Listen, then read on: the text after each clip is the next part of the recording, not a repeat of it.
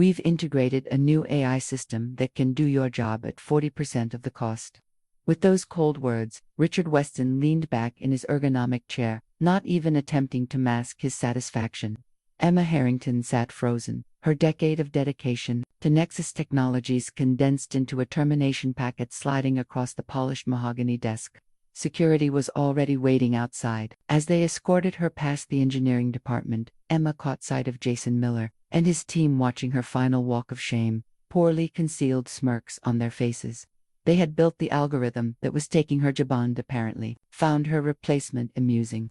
Emma clutched her box of belongings tighter, her cheeks burning with humiliation.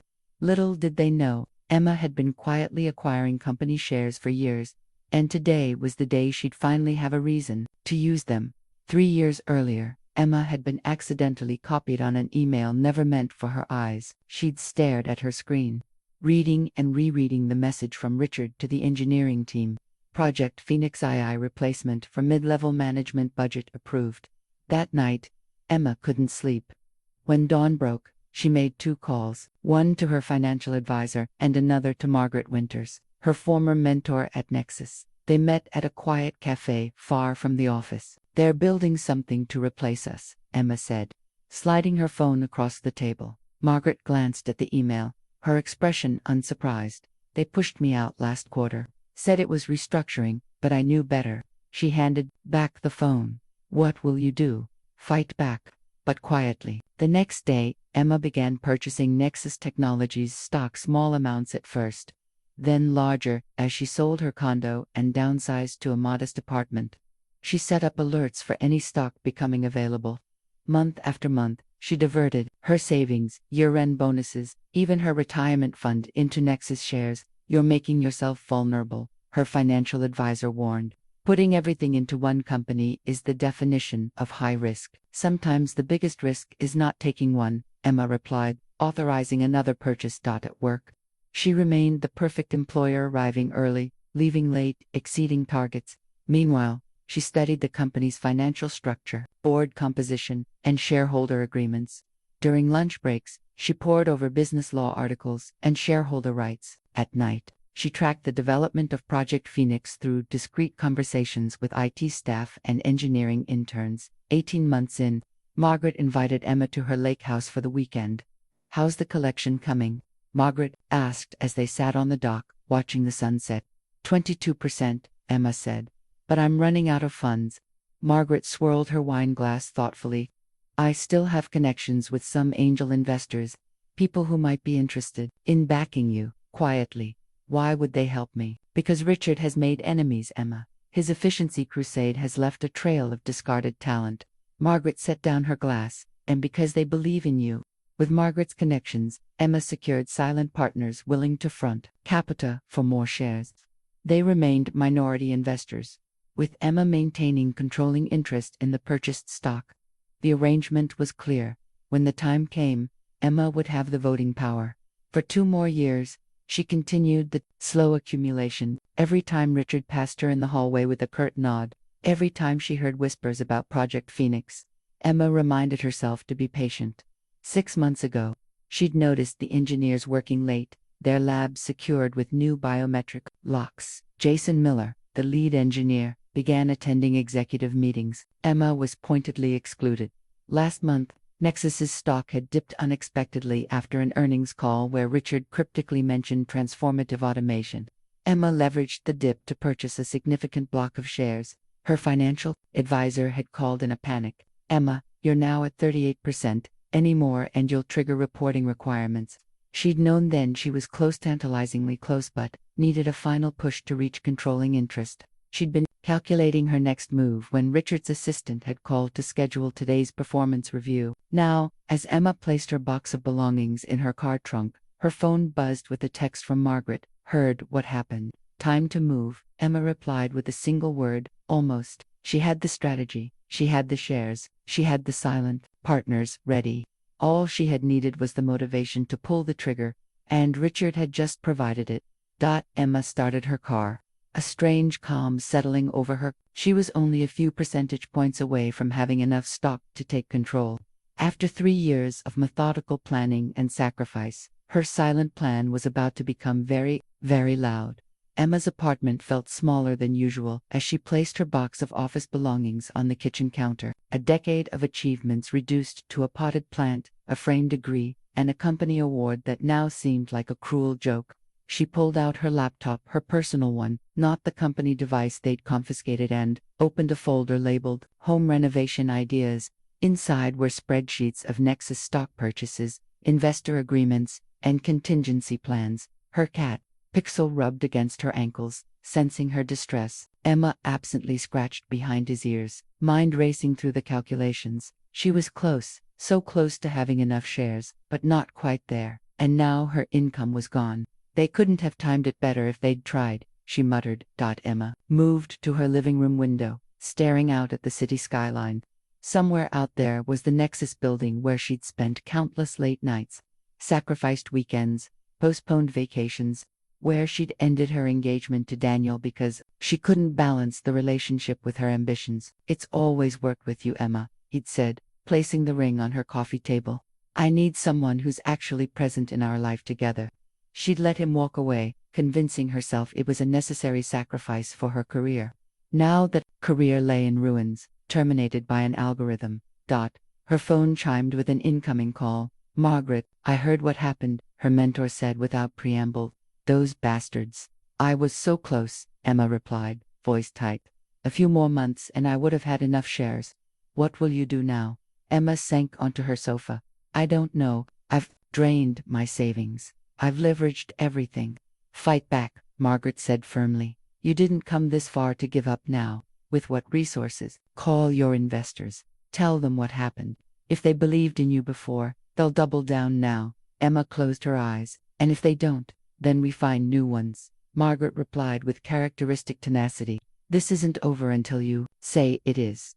After hanging up, Emma opened her laptop again and began drafting emails to her silent partners. As she typed, her anger crystallized into determination. The notification of another incoming call interrupted her work number. She didn't recognize. "Hello, Miss Harrington. It's Donnie, your former assistant." Emma straightened. "Donnie, is everything okay?" "No," Donnie whispered.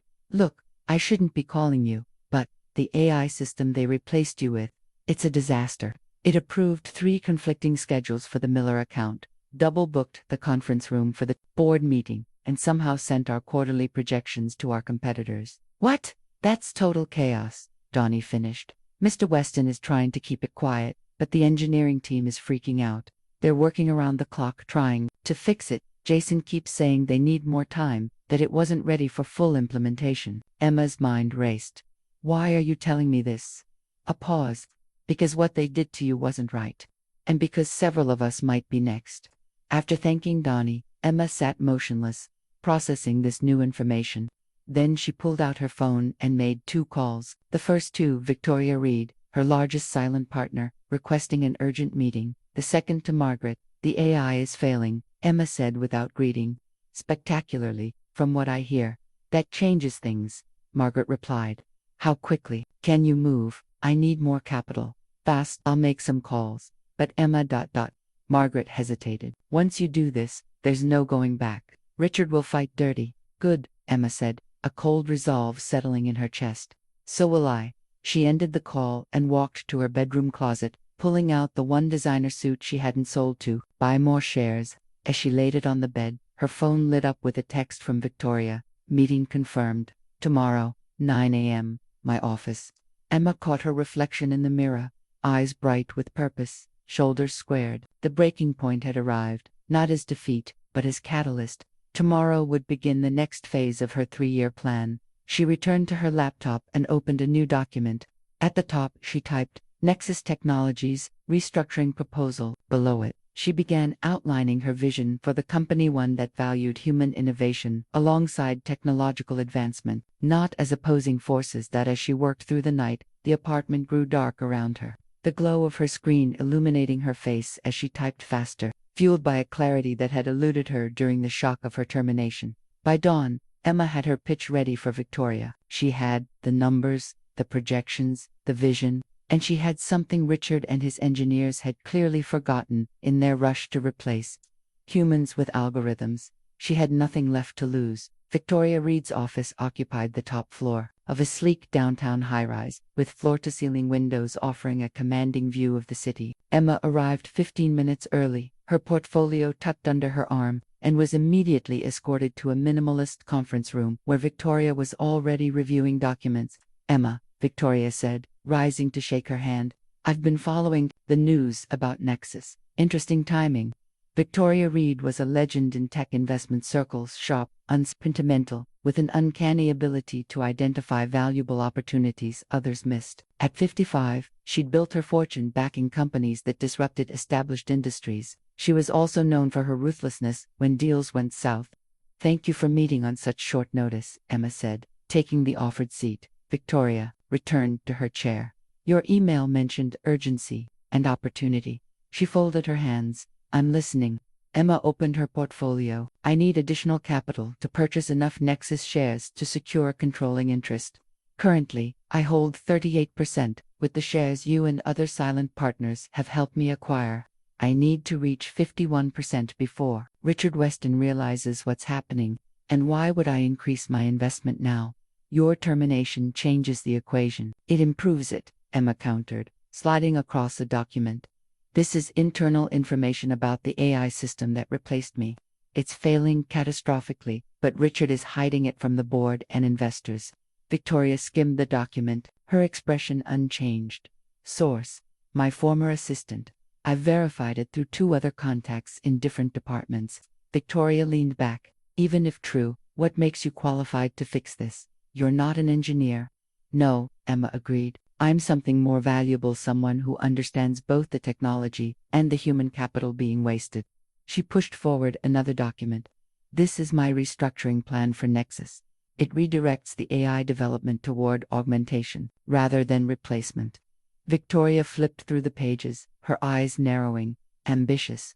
But Richard has the board's ear. For now, but when the AI failure becomes public, as it inevitably will, the stock will plummet. If we move before that happens, we can acquire the remaining shares at current market value.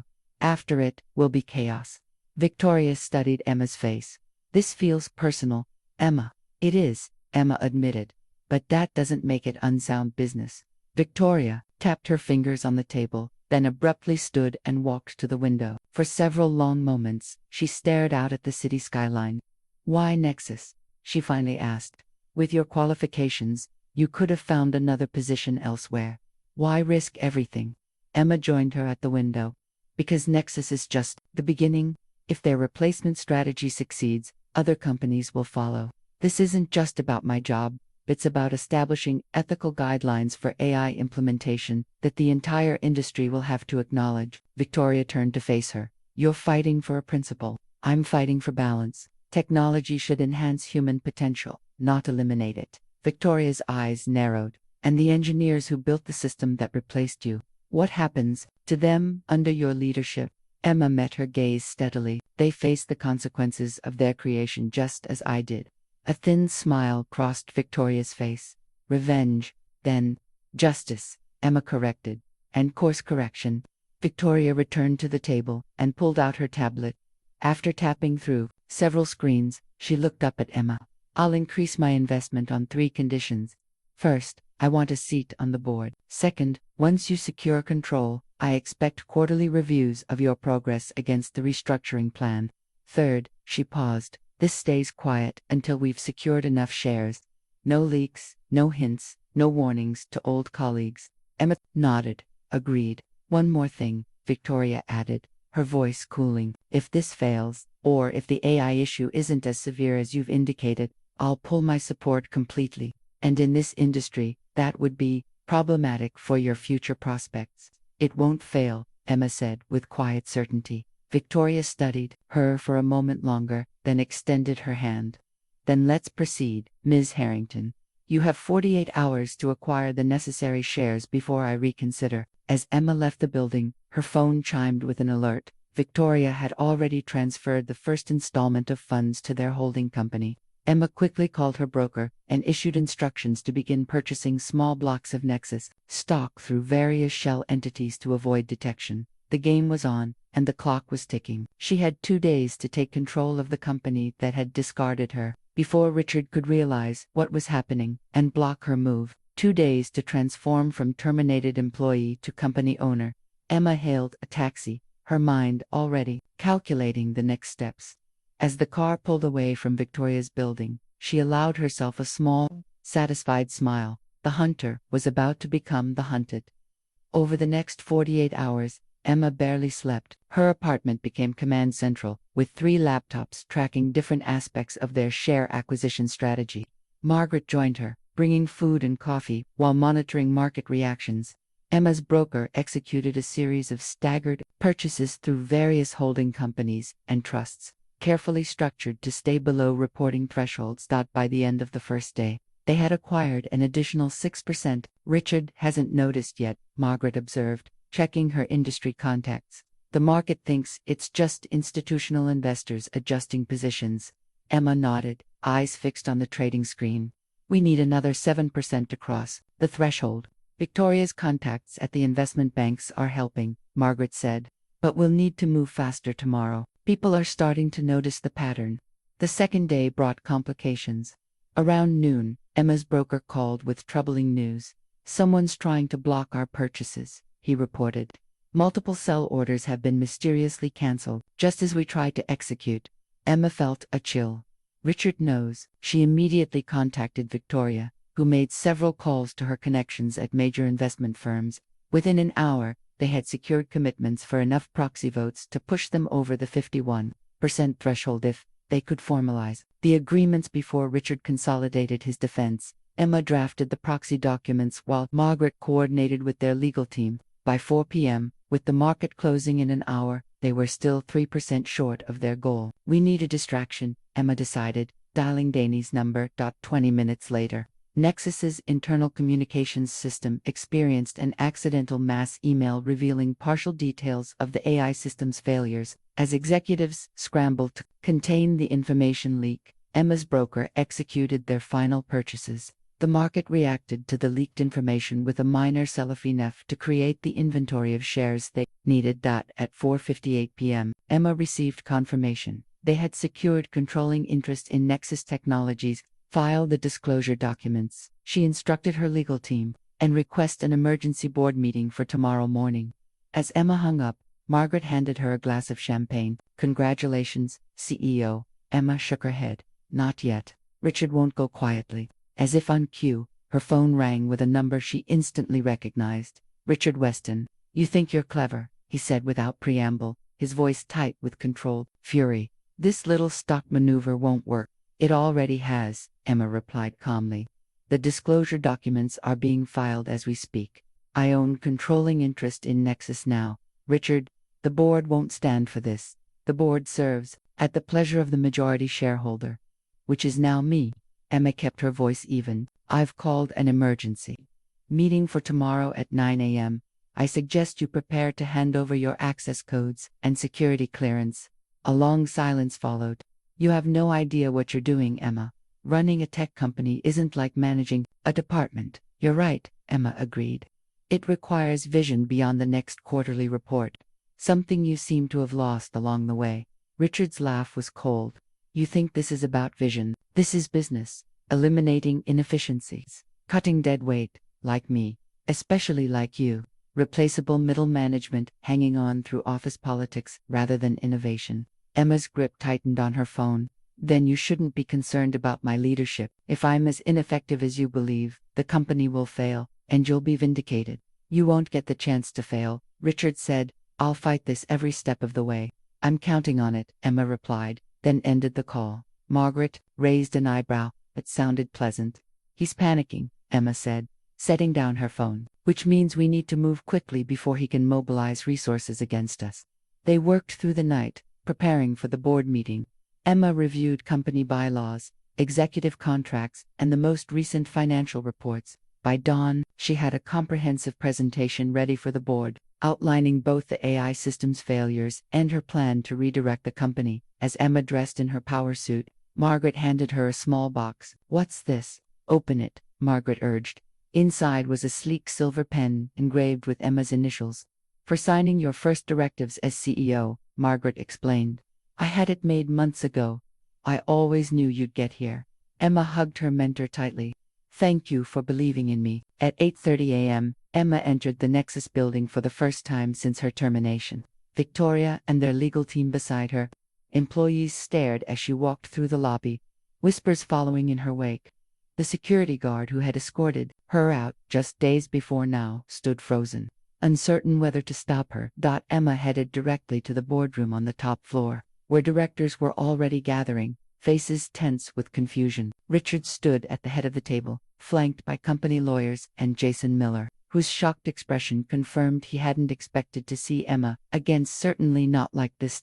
As Emma took a seat opposite Richard, the room fell silent. The acquisition was complete. Now came the hard part, taking control. The boardroom crackled with tension as the company secretary called the emergency meeting to order. 12 board members sat around the polished table, their expressions ranging from curious to hostile.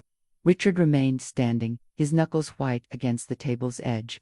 This meeting has been called under false pretenses, he began, glaring at Emma. Ms. Harrington is no longer an employee of Nexus Technologies and has no authority to request a board meeting. Emma's lawyer, a poised woman in her 50s, smoothly interjected.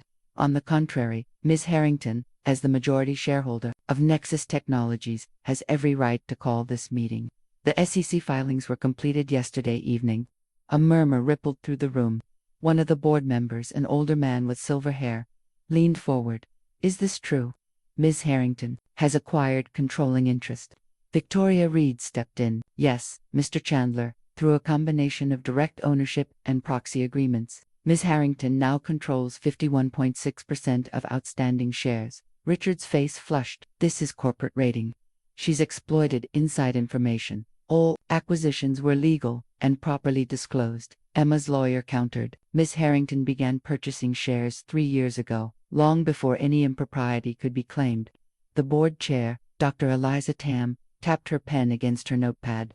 I believe we should hear what Ms. Harrington has to say, given these developments. Emma rose, feeling the weight of every gaze in the room, this moment standing before the people who had rubber-stamped her. Termination had fueled her through countless nights of planning, yet now, revenge seemed less important than the opportunity before her. Thank you, Dr. Tam, Emma began, her voice steady. I'll be direct. Nexus Technologies stands at a crossroads. The company has invested heavily in AI technology designed to replace human employees, starting with middle management. I was one of the first casualties of this strategy. She activated the room's display screen, bringing up a series of internal reports. What you haven't been told is that this replacement strategy is failing. The AI system currently deployed has created critical errors in client management, scheduling, and financial projections. Engineers are working around the clock to correct these issues, but the fundamental approach is flawed. Richard stepped forward. These are confidential company documents. This is corporate espionage. These are documents I had legal access to as an employee, Emma countered. And as majority shareholder, I have a responsibility to inform the board of matters affecting company value. She changed the display to show a stock performance chart. Nexus stock has dropped 7% since the AI implementation began. Client satisfaction metrics have fallen 12 points. Employee turnover in departments with AI management has increased 40%. The board members exchanged troubled glances. Emma continued, bringing up her restructuring plan. I'm not opposed to technological advancement, but I believe Nexus has taken the wrong approach. Instead of replacing human judgment, we should be enhancing it. I propose redirecting our AI development toward collaborative systems that amplify human capabilities rather than eliminate them. For the next 20 minutes, Emma outlined her vision, a phased restructuring, redevelopment of the AI platform as an augmentation tool, and a renewed focus on the human talent that had built Nexus's reputation. When she finished, Dr. Tam looked thoughtful. Your plan has merit, Ms. Harrington, but implementation would require leadership changes. Yes, Emma agreed. As majority shareholder, I moved to restructure the executive team, beginning with the appointment of a new CEO. Richard slammed his hand on the table. This is absurd. You can't possibly expect the board to appoint you a mid-level manager to run a technology company. Ms. Harrington has an MBA from Wharton and 10 years of experience with our company, Victoria pointed out. More importantly, she has the confidence of the majority shareholder. The general counsel cleared his throat. According to company bylaws, the board must vote on executive appointments, but majority shareholders can remove directors who oppose their interests at the next shareholder meeting. A heavy silence fell over the room as the implication became clear. Board members could vote against Emma's proposal, but their positions would be in jeopardy. Dr. Tam sighed. Let's proceed with the vote. The motion before the board is to remove Richard Weston as CEO and appoint Emma Harrington in his place. All in favor. Hands rose around the table, some quickly, others with reluctance. Richard watched, his expression hardening as the count reached the majority. Motion carried. Dr. Tam announced, Richard, I believe company protocol requires immediate transition of executive access and authorities. Richard's jaw tightened. This isn't over, Emma. The board may cave to your pressure, but you can't run this company. You're welcome to retain your shares and find out, Emma replied evenly. Now, I believe you have an office to vacate. As Richard stormed out, followed by company security to oversee his departure, the board members sat in stunned silence. Emma remained standing, addressing them directly. I understand your concerns. I'm asking for 90 days to demonstrate that my approach works. If you're not convinced by then, I'll step down voluntarily. Dr. Tam nodded slowly. Fair enough. What's your first order of business, Ms. Harrington? Emma glanced toward the glass wall separating the boardroom from the executive floor, where employees had gathered, watching the drama unfold. Transparency, she said. It's time everyone understood what's really happening at Nexus. An hour later, Emma stood in Richard's now her office, taking in the expansive view of the city. The executive floor buzzed with activity as security changed access codes and IT. Updated system permissions. Victoria appeared in the doorway. Congratulations, CEO Harrington. Now the real work begins.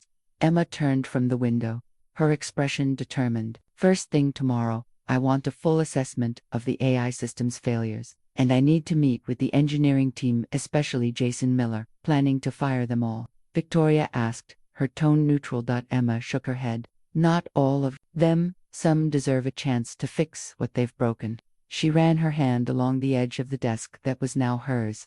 Others will learn what it feels like to be replaced. Emma's first week as CEO unfolded in a blur of meetings, discoveries, and growing alarm. She'd expected problems with the AI implementation. Donnie's warning had prepared her for that, but the reality was far worse than anticipated. The system is making critical errors in 38% of complex decisions, reported Kavita Sharma, the new CTO Emma had promoted from the ranks of senior developers. They sat in the glass-walled conference room, surrounded by diagnostic reports and failure logs. It's particularly bad with nuanced client interactions and resource allocation. Emma studied the data. Why wasn't this caught in testing? It was, said Kavita, sliding over an internal memo. Jason and his team raised concerns about rushing deployment, but Richard overruled them. He wanted the cost savings to appear in Q2 financials. Emma shook her head, cutting corners for a quarterly bump. Classic Richard. She spent her second day meeting with department heads, many of whom seemed torn between relief at having human leadership again and anxiety about what her takeover meant for their futures. The AI kept scheduling client meetings during their known vacation periods, explained Marcus from Client Relations. We've lost 2 major accounts already. When we tried to override the system, Richard told us to trust the algorithm. In human resources, the situation was equally dire. The AI terminated 3 top performers because they took medical leave that registered as productivity gaps in the system, explained the HR director, sliding over personnel files, to have already accepted positions with competitors. By Wednesday, Emma had compiled enough evidence of the AI system's failures to justify pausing its implementation, but she needed to understand the full extent of employee replacement plans before making her next move. How many positions were targeted for AI replacement? She asked Kavita during their evening briefing. Kavita pulled up a confidential spreadsheet. Phase 1 included your position and 19 others in middle management. Phase 2 targeted another 47 roles across departments. Phase 3 would have replaced over 200 employees, about 30% of our workforce. Emma felt a chill. All this was approved by the board. They were shown projections of cost savings and efficiency improvements, Kavita explained, but not the technical limitations or risk assessments. On Thursday, Emma called an emergency meeting with the finance team. The numbers confirmed her suspicions. While the projected savings from employee replacement looked impressive on paper, they ignored the hidden costs of lost institutional knowledge, client relationship damage, and system maintenance. Richard was essentially cooking the books, concluded the CFO. A forthright woman who had opposed the aggressive AI implementation. The real ROI would have been negative within 18 months. But by then, he would have collected his performance bonuses and moved on. By Friday, Emma had assembled a comprehensive assessment of the company's situation. The AI system had been deployed too rapidly, with inadequate safeguards and unrealistic expectations. More concerning was the cultural damage. Surviving employees lived in fear of being the next to be replaced, leading to information hoarding and plummeting morale. She saved the most difficult meeting for last. The engineering team responsible for Project Phoenix, the very people who had built the system that replaced her. As Emma entered the conference room where they waited, she felt a complicated mix of emotions: anger at their role in her termination, professional curiosity about their technical approach, and determination to understand whether they could be part of the solution. 8 engineers sat around the table, tension evident in their postures. Jason Miller, the team lead, sat at the far end, his expression carefully neutral. "Thank you for coming," Emma began, taking her seat. "I've spent the week assessing the AI system's performance. I'd like to hear your perspective on what went wrong." Silence hung in the air until a young engineer spoke up. "We told Richard it wasn't ready. The contextual understanding module needed at least another 6 months of training." Jason shot her a warning look, but Emma nodded encouragingly. "Go on. The system was designed to augment managers, not replace them," another engineer explained. "It was supposed to handle routine tasks while escalating complex decisions to humans. But Richard kept pushing for full automation, and you went along with it," Emma observed, looking directly at Jason. He met her gaze evenly. "We raised objections. They were overruled. Did you consider the human cost?" Emma asked. "The careers disrupted, the knowledge lost." Uncomfortable glances passed between team members. Jason leaned forward. "We're engineers. We build what we're told to build." "That's a convenient abdication of responsibility," Emma replied. "But I'm not here to assign blame. I'm here to determine if this team can redirect its efforts toward a more sustainable approach." She activated the display screen, showing her revised plan for AI implementation, one that emphasized collaboration between human judgment and machine efficiency. "This is your new mission," she explained. "Fixing what's broken and rebuilding toward augmentation rather than replacement. The question is, are you willing to admit the current approach has failed, or should I find a team that will?" The room fell silent again as the engineers processed her challenge. Emma noted their reactions. Some looked relieved, others defensive, a few calculating. Buffett was Jason's response she was most interested in. As team lead, his influence would be crucial to any redirection effort. Jason studied the screen for a long moment, before looking back at Emma. "You want us to dismantle our own creation." "I want you to improve it," Emma corrected. "Unless you believe replacement is the only valid application for AI technology." Something flickered in Jason's eyes: professional pride, perhaps, or a glimpse of ethical conflict he'd previously suppressed. "We can make these changes," he finally said. "But it will take time." "You have 60 days, Emma replied, standing to end the meeting. "I've scheduled individual assessments with each of you next week to determine who stays on the project." As the engineers filed out, Emma noted the anxiety on their faces, the same expression she and others had worn when facing replacement. The irony wasn't lost on her, nor was it entirely unintentional. Let them feel that uncertainty, if only briefly. Jason lingered after the others left. "Is this personal, Ms. Harrington?" Emma gathered her materials. "Everything in business is personal, Mr. Miller. You taught me that the day you watched me be escorted out of this building." She walked past him toward the door, then paused. "Your assessment is Monday at 9 a.m. I suggest you come prepared to convince me why you should remain at Nexus." Jason Miller arrived at Emma's office precisely at 9 a.m. Monday, tablet in hand, expression unreadable. Emma had deliberately scheduled him first, curious to see how the architect of Project Phoenix would defend his creation and his position. "Have a seat," she said, gesturing to the chair across from her desk. She'd rearranged the office over the weekend, replacing Richard's imposing mahogany desk with a more modern glass one that created less of a barrier between herself and visitors. Jason sat, his posture stiff. I've prepared a technical assessment of the system failures and proposed solutions. He offered his tablet. In a moment, Emma said. First, I'd like to understand your perspective on what happened. Not just technically, but ethically. Jason hesitated, clearly preferring the comfort of technical discussion over moral examination. The system was deployed prematurely. That's the core issue. That's a what, not a why, Emma countered. Why did you allow your team to build a system explicitly designed to eliminate jobs of people you worked alongside for years? Jason's jaw tightened. Technology has always disrupted employment patterns, from the printing press to the assembly line. To spare me the historical justifications, Emma interrupted. I'm asking about your personal choice. When Richard told you to build something to replace your colleagues, why did you say yes? A flash of irritation crossed Jason's face. Because that's what innovation looks like. Because staying competitive means embracing efficiency. Because he paused, seeming to catch himself. Because it was an interesting technical challenge. At least that's honest, Emma acknowledged. The technical challenge mattered more than the human consequences. That's not fair, Jason objected. I didn't set the company's strategy, but you implemented it, Emma pointed out, without questioning its premises. Jason leaned forward. You think I didn't question it? I argued that we should start with augmentation, not replacement. I pushed for phased implementation with human oversight. Richard dismissed those concerns as soft thinking that would dilute the financial benefits. Yet you proceeded anyway. Yes, Jason admitted after a moment. I proceeded because someone would build it eventually. Because if not us, then our competitors. Emma studied him, noting the conflict in his expression.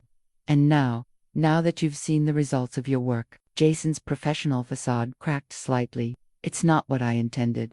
The system was supposed to handle routine decisions, freeing humans for more complex work, not eliminating them entirely. But that's exactly what happened to me, Emma said quietly. And what would have happened to hundreds of others if Richard had his way?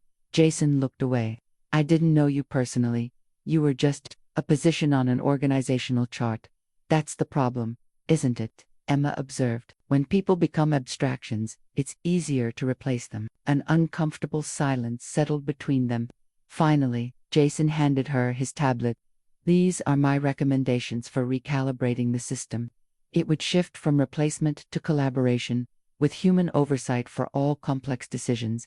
Emma reviewed the document, impressed, despite herself, with the thoroughness of his analysis. This is good work, but it doesn't answer my fundamental question. Why should I keep you at Nexus? Jason straightened. Because I'm the best engineer you have. Because I understand the system's flaws better than anyone. Because firing me would be as short-sighted as what Richard did to you. Emma allowed a small smile. Touché, but there's another reason I might keep you, which you haven't mentioned. What's up? Because you feel guilty, Emma said simply. You've experienced the consequences of what you helped create. And that's made you a better engineer, one who might now consider the human impact of your work. Jason started to object, then stopped, considering her words. I wouldn't call it guilt exactly. What would you call it? He thought for a moment. A recalibration of priorities. A recognition that efficiency without empathy creates systems that ultimately fail. Emma nodded, satisfied with the answer. That's a start. She returned his tablet. I'm restructuring the engineering department. The AI team will be divided half, working on fixing the current implementation issues, half developing the collaborative approach outlined in your proposal. And my role? Jason asked cautiously. Emma stood, signaling the end of their meeting. You'll lead the collaborative development team, reporting directly to Kavita. Consider it a chance to rebuild what was broken, both the system and the trust of your colleagues. Relief flickered across Jason's face before he controlled his expression. Thank you for the opportunity. Don't thank me yet, Emma warned. Your team will include several employees who were slated for replacement in Phase 2. You'll need to work alongside the very people you were designing to eliminate. Jason stiffened. That seems deliberately uncomfortable. Yes, Emma agreed, unapologetically. It is. I want you to know their names, their expertise, their value, not as abstractions, but as people. Jason stood to leave, then paused. You're testing me. I'm teaching you, Emma corrected. The same lesson I learned when I was escorted out of this building, which is that technology without humanity is just code, and leadership without empathy is just power. She gestured toward the door. Your new team assignments will be in your inbox by this afternoon. I suggest you start with apologies. After Jason left, Emma reviewed her notes from their conversation. He was brilliant, no question, and his technical solutions were exactly what Nexus needed. But more promising was the crack in his certainty, the first acknowledgement that his work had real-world consequences for real people. Emma opened her laptop to compose the team assignment email. She deliberately paired Jason with the employees who had been most vocal against the replacement. Strategy people whose expertise he had dismissed but would now need to collaborate with. It wasn't just about making him uncomfortable. It was about creating the conditions for genuine transformation. As she typed, Emma reflected on her own transformation from department manager to CEO. She had begun this journey seeking justice, perhaps even revenge. But somewhere along the way, her motivation had evolved. This wasn't just about personal vindication anymore. It was about reshaping how technology and humanity could work together. Starting with one humbled engineer and one determined CEO. After interviewing each member of the engineering team, Emma sat alone in her office late Friday evening, personnel files spread across her desk. She had separated them into 3 categories: those who had actively championed employee replacement, those who had raised ethical concerns but proceeded anyway, and those who had been coerced or pressured into participation. The first category, the true believers in human obsolescence, contained 4 names, including Richard's former deputy CTO. The second category included Jason and 5 others. The largest group was the third, junior engineers who had followed orders despite misgivings. Emma massaged her temples, feeling the weight of the decisions before her. In the 2 weeks since taking control of Nexus, she'd stabilized the immediate AI system failures and communicated transparently with clients about the issues. Stock price had initially dropped on news of the problems, but had begun to recover as her leadership inspired confidence. Now came the harder part, deciding the fate of the team that had built the system designed to replace her and others. Her initial impulse had been clear: fire them all, especially those who had watched her termination with such smug satisfaction. But as she reviewed their work and interviewed each engineer, the picture became more complex. Some had genuine regrets. Others had technical brilliance that could be redirected toward more ethical applications. A few remained unapologetically committed to replacement automation. Her phone buzzed with a message from Victoria. Dinner. We need to discuss next steps. An hour later, they sat in a quiet corner of an upscale restaurant, martinis untouched between them. The board is getting nervous, Victoria said without preamble. They expected decisive action by now. The engineering team still doesn't know their fate. Clients are watching closely, and Richard is talking to reporters about your emotional vendetta against progress. Emma sighed. I'm being thorough. These decisions affect people's livelihoods. Ironic concern, given what they tried to do to you and others, Victoria observed. That doesn't mean I should repeat their mistakes. Victoria studied her. This isn't what we discussed. The plan was to clean house, remove those responsible, and reshape the company culture decisively.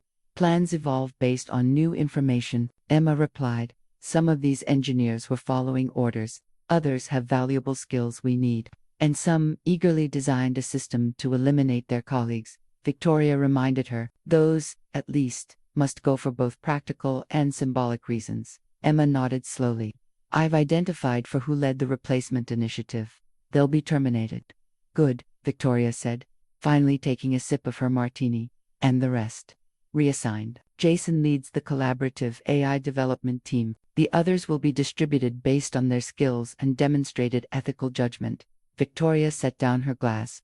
You're keeping Miller. After what he did, he's a brilliant engineer who's starting to understand the human cost of his work, Emma explained. Firing him would be satisfying but wasteful. Better to redirect his talents. This sounds dangerously like forgiveness, Victoria said, her tone sharpening. Remember what these people did. Remember how they watched his security, escorted you out. I remember everything, Emma said quietly. But this isn't about forgiveness. It's about building something better than what came before. Victoria leaned forward. The board expects consequences, Emma. They supported your takeover because they believed you would correct the company's course decisively. I am correcting it, Emma insisted. Just not through wholesale bloodletting. They finished dinner in strained silence. As they waited for the valet, Victoria turned to Emma. You have strong instincts. That's why I backed you. But don't let personal growth cloud your judgment. Some people deserve to experience the consequences of their actions. After returning home, Emma sat on her balcony, Victoria's words echoing in her mind. Was she being too lenient? Was her desire to be a different kind of leader than Richard making her soft when decisiveness was required? She opened her laptop and reviewed the personnel files again, focusing on the 4 engineers who had championed replacement. Their performance reviews revealed a pattern. They consistently prioritized technical elegance over usability, efficiency over human factors. In project planning meetings, they had been the ones to push for expanded replacement targets. One file contained an email where an engineer had joked about obsolete humans being upgraded out of the company. Emma closed the laptop. Her resolve, pardoning these 4, at least, had made their choice with full awareness of the consequences for others. They would face similar consequences themselves.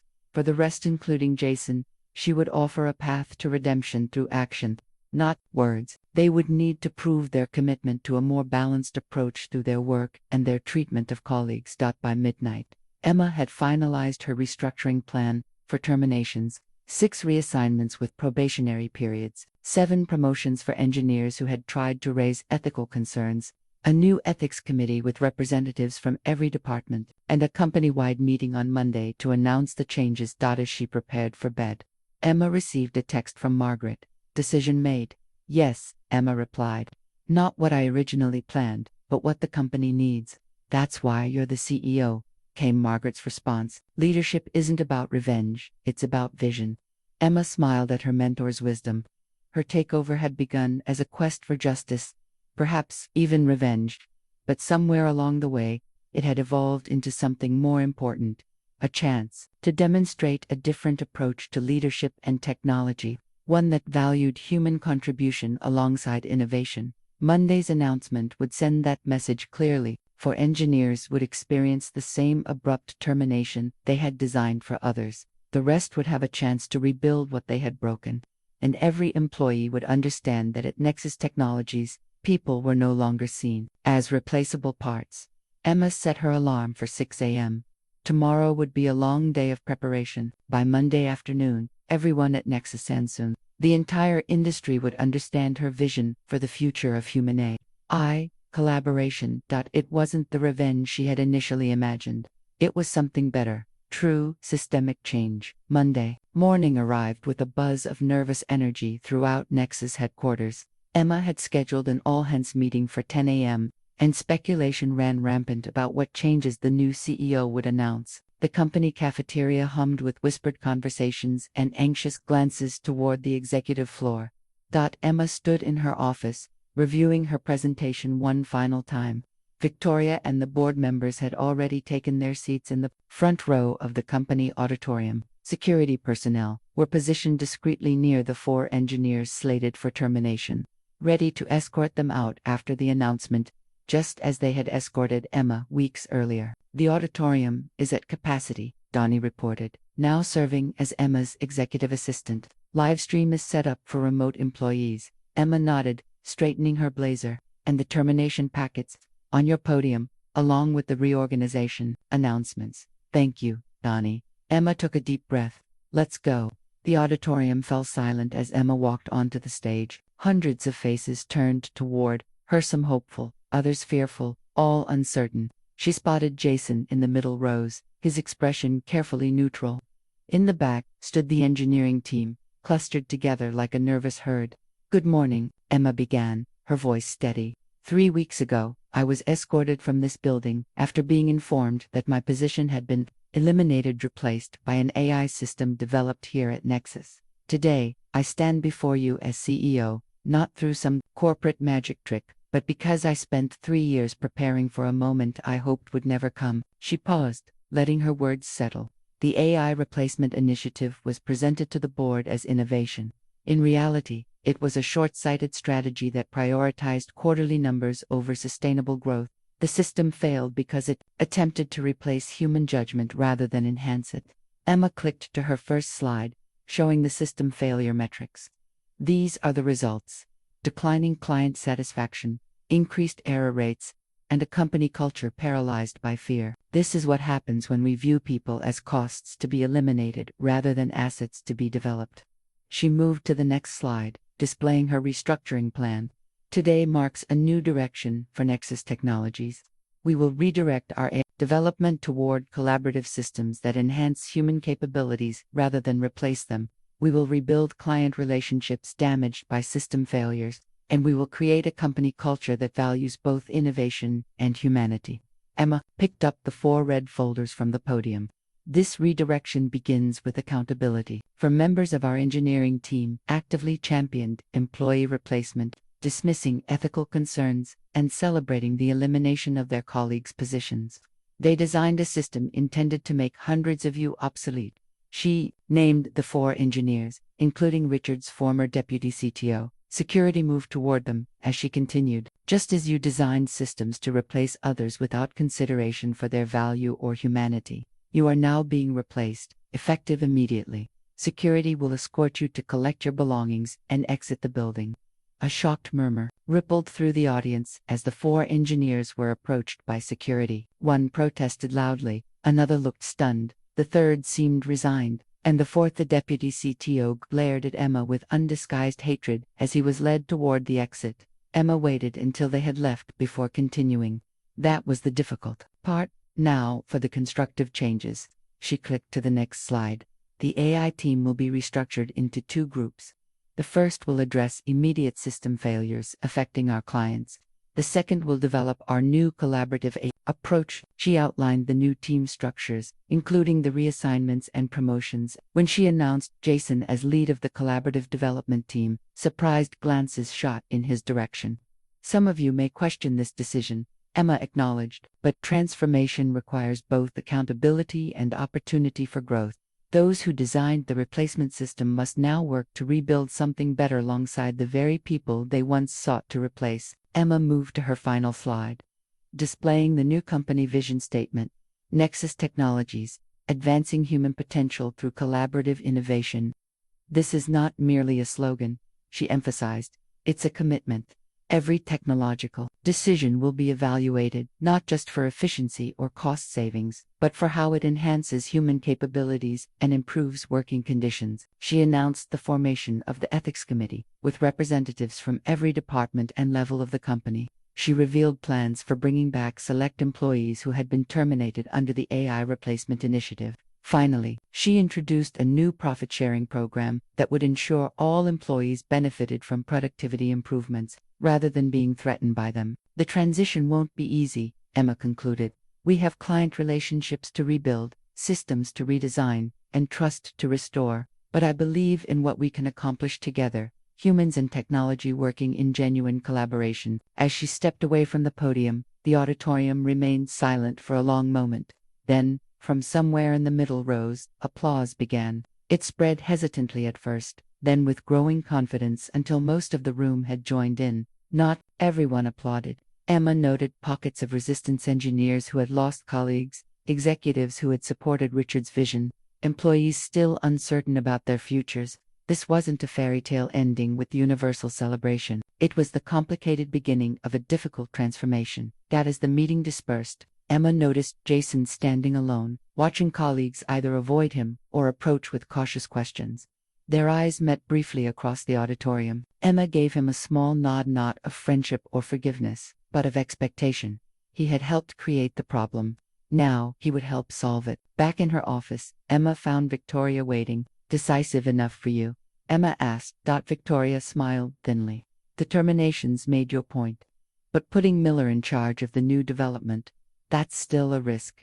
Leadership is about calculated risks, Emma replied, and about creating the conditions for people to become better than they were, including former enemies. Especially them, Emma said. Nothing transforms perspective like experiencing the consequences of your own creation. As Victoria left, Emma turned to the window overlooking the city. The announcement was just the beginning. Now came the harder part. Turning words into reality, promises into systems, intentions into culture change. The real work was just beginning. By Wednesday morning, Emma's restructuring announcement had ignited a media firestorm. Tech blogs ran sensational headlines: replaced executive returns as CEO. fires her replacers and AI revenge at Nexus Technologies. Business publications took a more measured approach. Nexus pivots from replacement AI to collaborative approach, and former managers take over signals industry shift. Emma skimmed the coverage on her tablet while Donnie summarized the day's schedule. CNBC wants an interview, the Wall Street Journal requested a statement, and 3 industry podcasts have reached out. Also, our stock is fluctuating wildly, 7% yesterday, up for this morning. Prioritize the journal, Emma decided.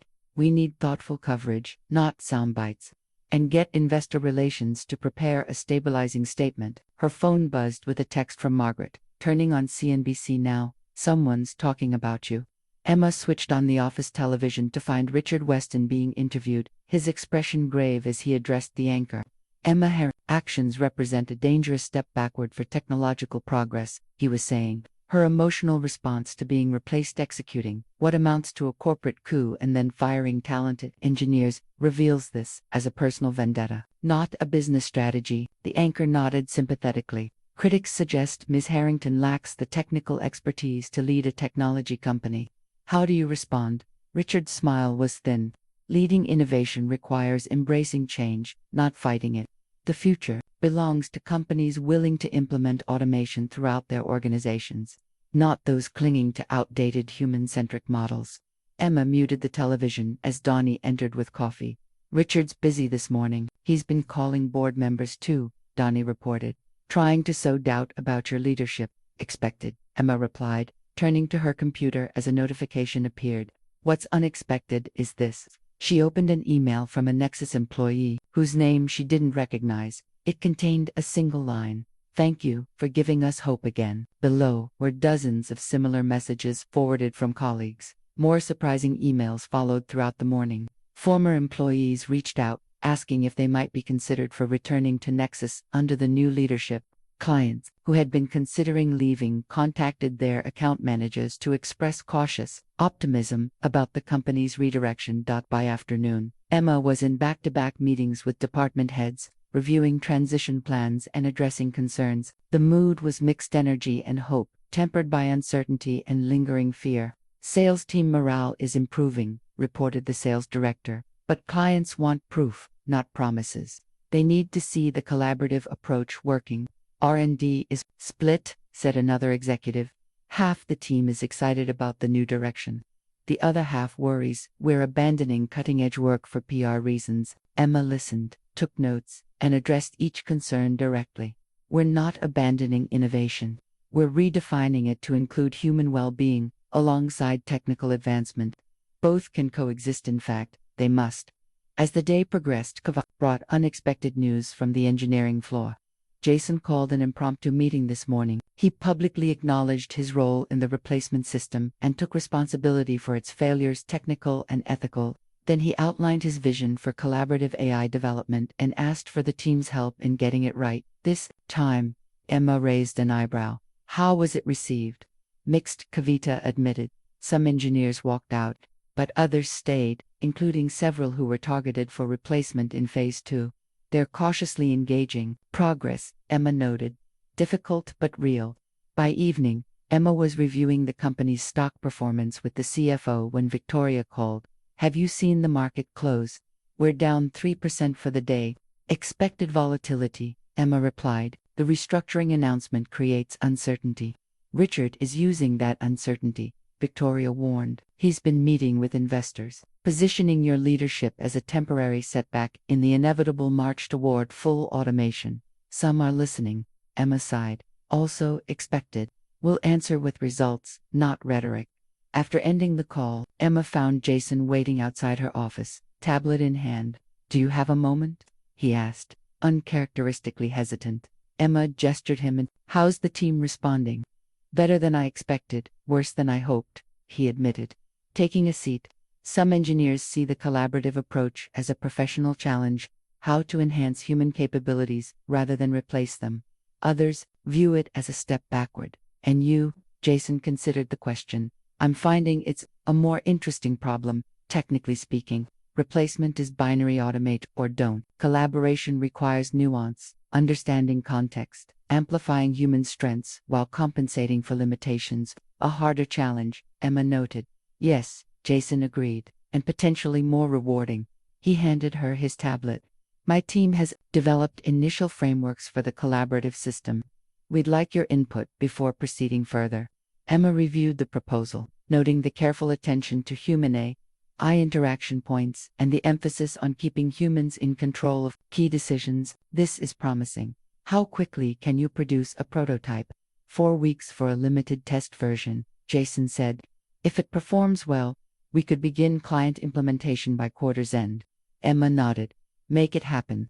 As Jason turned to leave, he paused. I should tell you some of the engineers who were closest to Richard have been receiving job offers from a new company he's apparently forming. Poaching attempts already.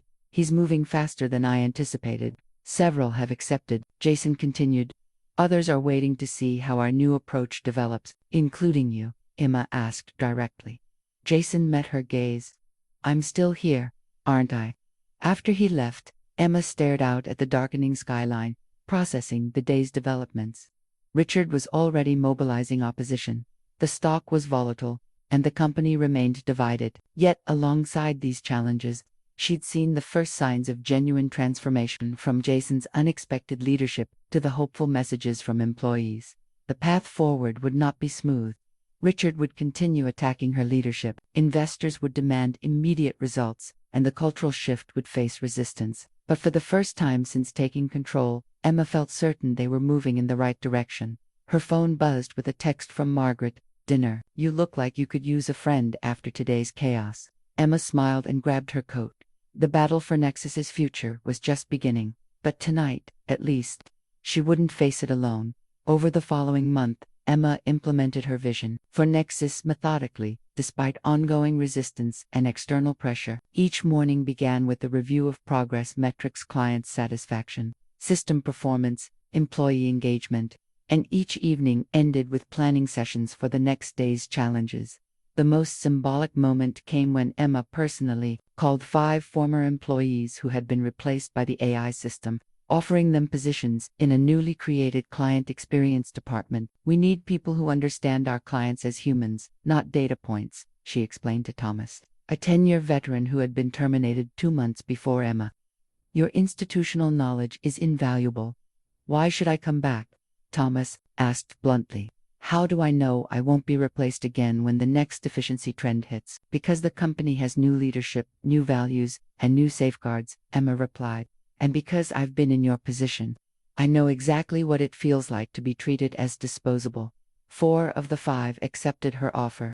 The 5th declined, having found a position with better work-life balance. That was the silver lining of being replaced, she told Emma.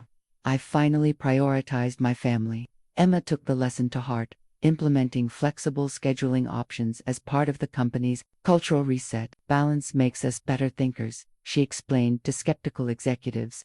Not everything that improves performance can be measured in hours at a desk. Margaret returned as a senior advisor, bringing her decades of experience and institutional memory to help bridge the old Nexus culture with the emerging one. Her first recommendation was implementing a mentorship program pairing technical staff with client-facing employees. Engineers need to see the human impact of their work, Margaret explained. Not in the abstract, but in specific relationships with real people. Jason surprised everyone by becoming one of the program's most committed participants. He began spending Fridays with client teams, observing how they used Nexus systems and where human judgment proved irreplaceable. These insights informed his team's developing collaborative AI approach. By week 3, their prototype was ready for limited testing. Unlike the replacement system, this version was designed to handle routine tasks while escalating complex decisions. 2 human managers, providing context and suggestions without attempting final judgment. It's like having a brilliant assistant rather than a robotic boss, explained one tester. It handles the mundane work that drains creative energy, while leaving meaningful decisions in human hands. Emma insisted on transparency throughout development. Weekly updates shared both successes and failures with the entire company. When the prototype struggled with multicultural communication nuances, the team openly discussed the limitations and their efforts to address them. We're not aiming for perfection, Emma told the board during their monthly review. We're aiming for productive partnership between human intelligence and artificial assistance. Dr. Tam, who had become Emma's strongest ally on the board, nodded approval. This approach differentiates us from competitors still pursuing replacement automation. It positions Nexus as a thought leader in ethical AI. Not everything progressed smoothly. Several clients remained skeptical, keeping Nexus on probationary status until the new system proved itself. The engineering team experienced setbacks when attempting to retrain the AI to prioritize human well-being alongside efficiency. And Richard continued his media campaign, portraying Emma's leadership as technologically regressive. Harrington is selling a comforting fantasy, he told a technology conference. The reality is that AI will replace most knowledge workers within a decade. Companies that delay this transition will find themselves outcompeted by those willing to embrace full automation. These attacks hurt Nexus's stock price and created ongoing tension within the company. Some employees, particularly in engineering, quietly agreed with Richard's vision and resisted the collaborative approach. Others, especially those who had feared replacement, embraced Emma's leadership but worried about the company's financial stability. The turning point came unexpectedly, through an ethics committee meeting Emma had established. The committee, representatives from every department and level, was discussing implementation guidelines for the collaborative AI system when a junior engineer raised her hand. "We keep talking about this as if we're choosing between efficiency and humanity," she said. "But what if that's a false dichotomy? What if systems designed around human well-being actually perform better long-term?" This simple question sparked a company-wide conversation. Teams began collecting evidence, comparing pure automation approaches with collaborative models. The results, while preliminary, suggested that collaborative systems produced fewer errors, adapted better to changing circumstances, and generated more innovative solutions than fully automated ones. Jason brought these findings to a meeting with a major client who was considering leaving for a competitor promising more aggressive automation. "We initially pursued replacement because it seemed like the future," Jason explained.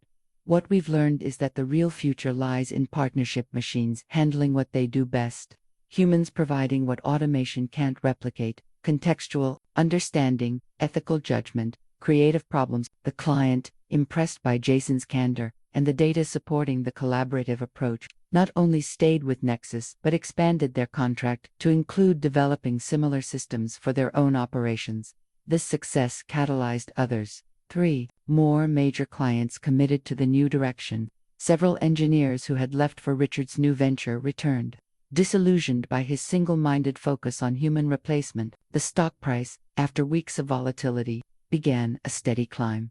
6 weeks after her restructuring announcement, Emma called an all-hands meeting to share these developments and introduce the company's new ethics policy, a document that would guide all future technology development at Nexus.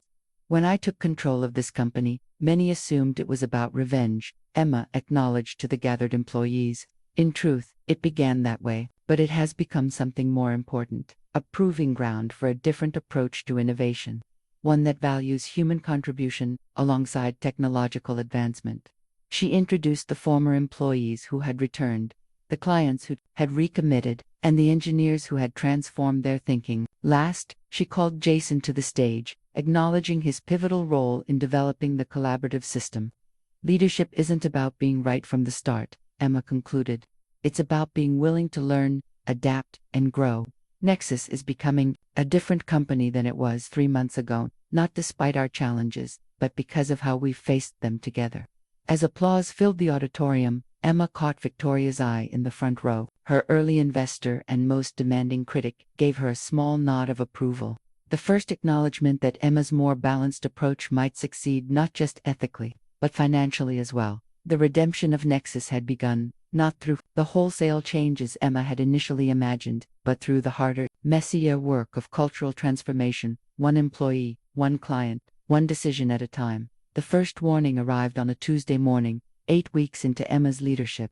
Donnie rushed into her office during a strategy meeting with the executive team. "Westlake Systems just canceled their contract," Donnie announced, her expression tense. "They've switched to Horizon AI, Richard's new company." Emma felt the executive's eyes on her. Westlake was their third largest client, representing nearly 12% of annual revenue.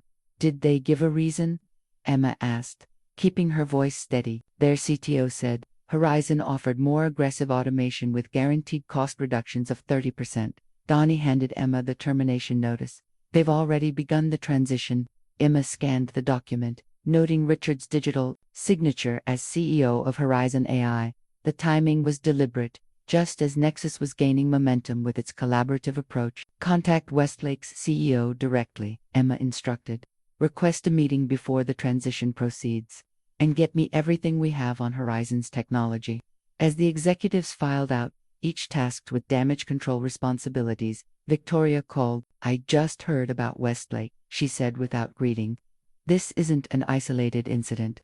Richard's been courting all your major clients. Sources tell me he's promising automation levels that aren't technically feasible yet, but the numbers are too tempting for many executives to resist." Emma closed her office door. "We're addressing it. Our collaborative system is showing promising results. Results won't matter if there's no revenue to fund continued development." Victoria interrupted. "The board is concerned. Some members are questioning whether your approach is too idealistic for market realities."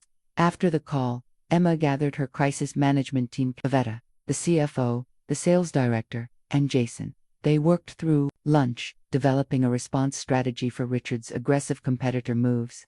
"We need to accelerate the collaborative system rollout," Kavita argued. "Show concrete results that counter Richard's promises."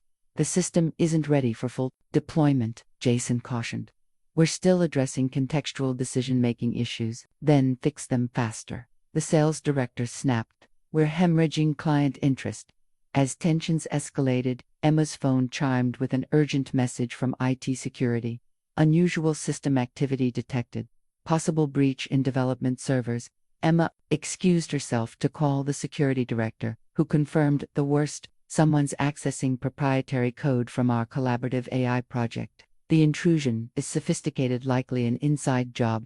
Lock down the servers and start an investigation." Emma ordered, quietly. "I don't want panic spreading until we know more." By evening, the crisis had compounded.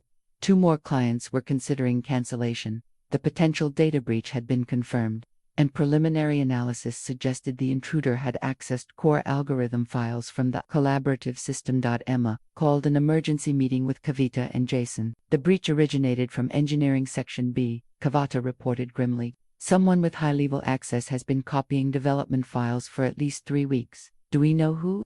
Emma asked. Kavita hesitated. "We've traced it to Michael Chen's credentials." Jason shook his head in disbelief. "Michael's been with us for 5 years. He's one of our best algorithm designers. And he was close to Richard," Emma noted. "Check recent communications and any unusual financial activity." The investigation confirmed their suspicions. Michael had accepted a position with Horizon AI, while still employed at Nexus, using his access to steal intellectual property. More alarming, he wasn't working alone. 3 other engineers appeared to be involved in the coordinated espionage. As Emma prepared to confront the situation, another crisis erupted.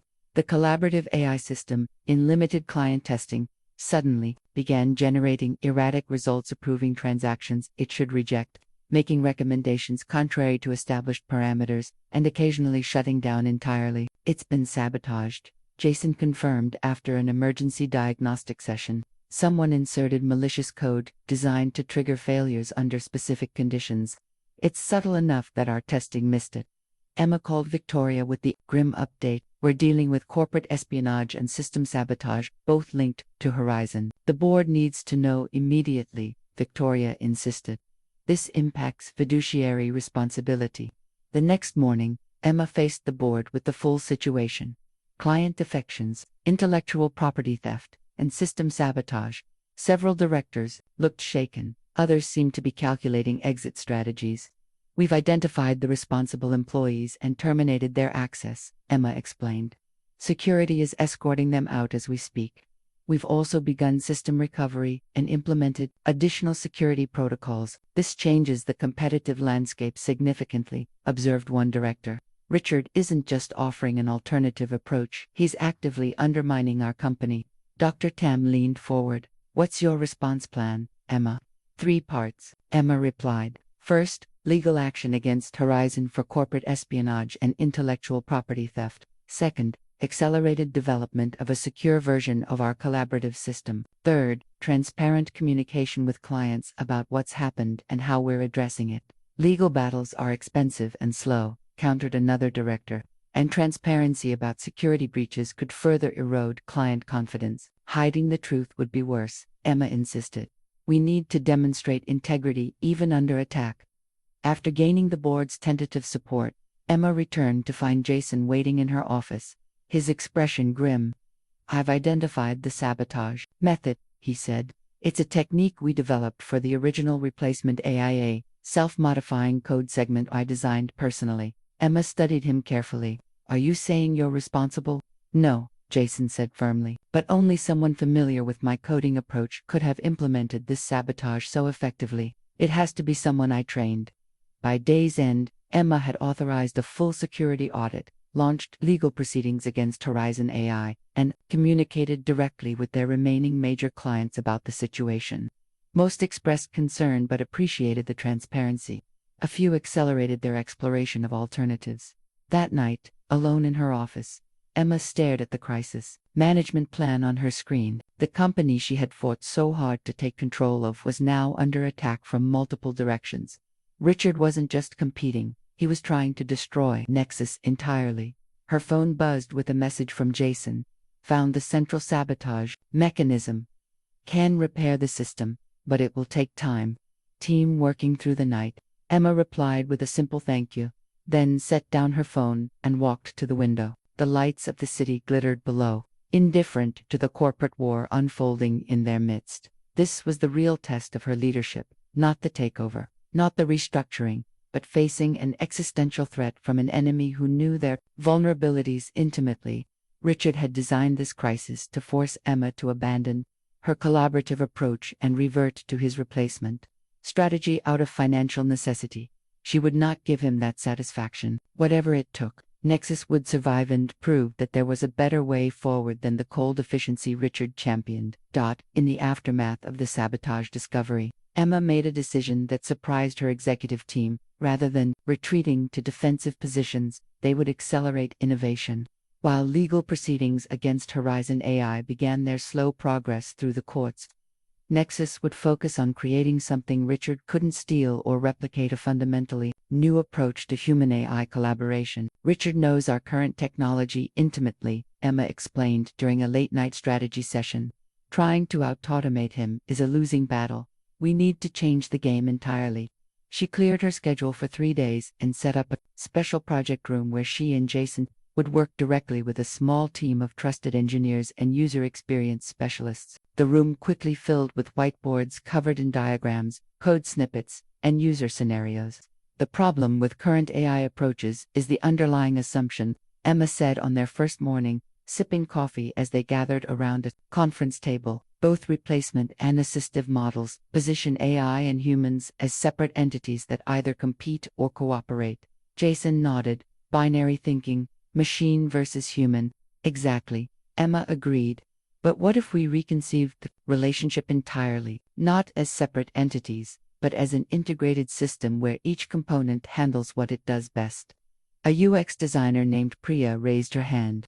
Like how our brains work, different regions handling different functions, but operating as a unified consciousness. Yes, Emma said, pointing to her excitedly. A neural collaboration model rather than a mechanical one. For the next 72 hours, they barely left the project room, ordering meals in and sometimes sleeping on couches.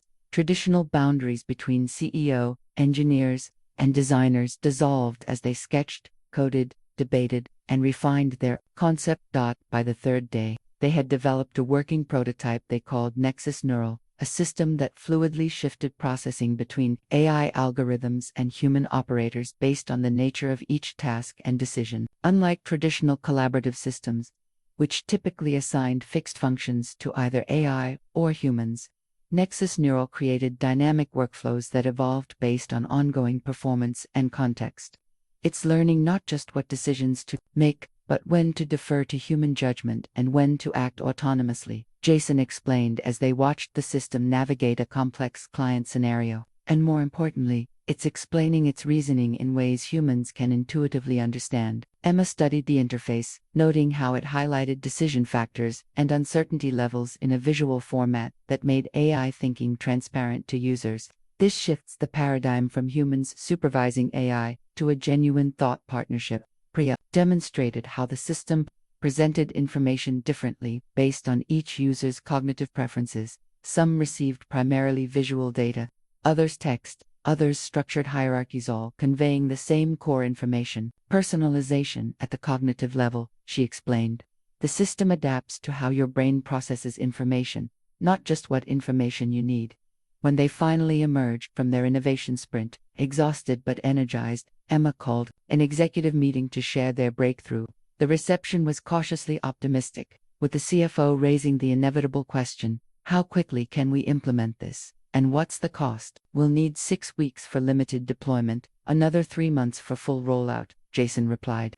Cost is actually lower than our previous approach, because we're leveraging existing infrastructure differently rather than building new systems, Emma added. More importantly, this creates significant competitive advantage. Richard has been building Horizon on the premise that AI should replace humans. Our neural collaboration approach is fundamentally different and based on proprietary research he doesn't have access to. As the executives dispersed to begin implementation planning, Victoria lingered behind. This is clever, she acknowledged. While Richard fights the last war, you're changing battlefields entirely. Emma smiled. I had good teachers. You taught me to look beyond immediate tactics to strategic positioning. With renewed purpose, the company rallied around Nexus Neural Development. Engineers who had been skeptical of Emma's leadership found themselves intrigued by the technical challenges of the new approach. Client-facing teams, who had most directly experienced the limitations of previous AI systems, contributed valuable insights about real-world decision contexts. Most surprisingly, Jason emerged as the project's most passionate advocate. The engineer who had once designed systems to replace human workers now spent hours ensuring that Nexus Neural enhanced rather than diminished human capabilities. What changed your perspective so dramatically? Emma asked him one evening, as they reviewed implementation progress. Jason considered the question carefully. When I was building the replacement system, I was solving for efficiency. It was an intellectual challenge, measurable, straightforward. This, he gestured to their neural collaboration diagrams. This is solving for effectiveness. It's messier, more complex, but ultimately more powerful. He paused. Also, I've spent the past 2 months working directly with clients, seeing them interact with our technology. Understanding their actual needs, rather than our assumptions about them, it changes how you think about the problem. 3 weeks into development, they received unexpected validation. A technology journalist, who had been investigating both Nexus and Horizon, published a comparative analysis of their approaches. While noting Horizon's aggressive automation promises, the article highlighted Nexus Neural as potentially revolutionary, shifting the AI conversation from replacement versus assistance to true cognitive partnership. The article sparked industry attention. Investment analysts began questioning whether Horizon's replacement-focused approach might already be outdated before full deployment. 2 venture capital firms contacted Emma about potential partnerships to expand Nexus Neural applications beyond their current markets.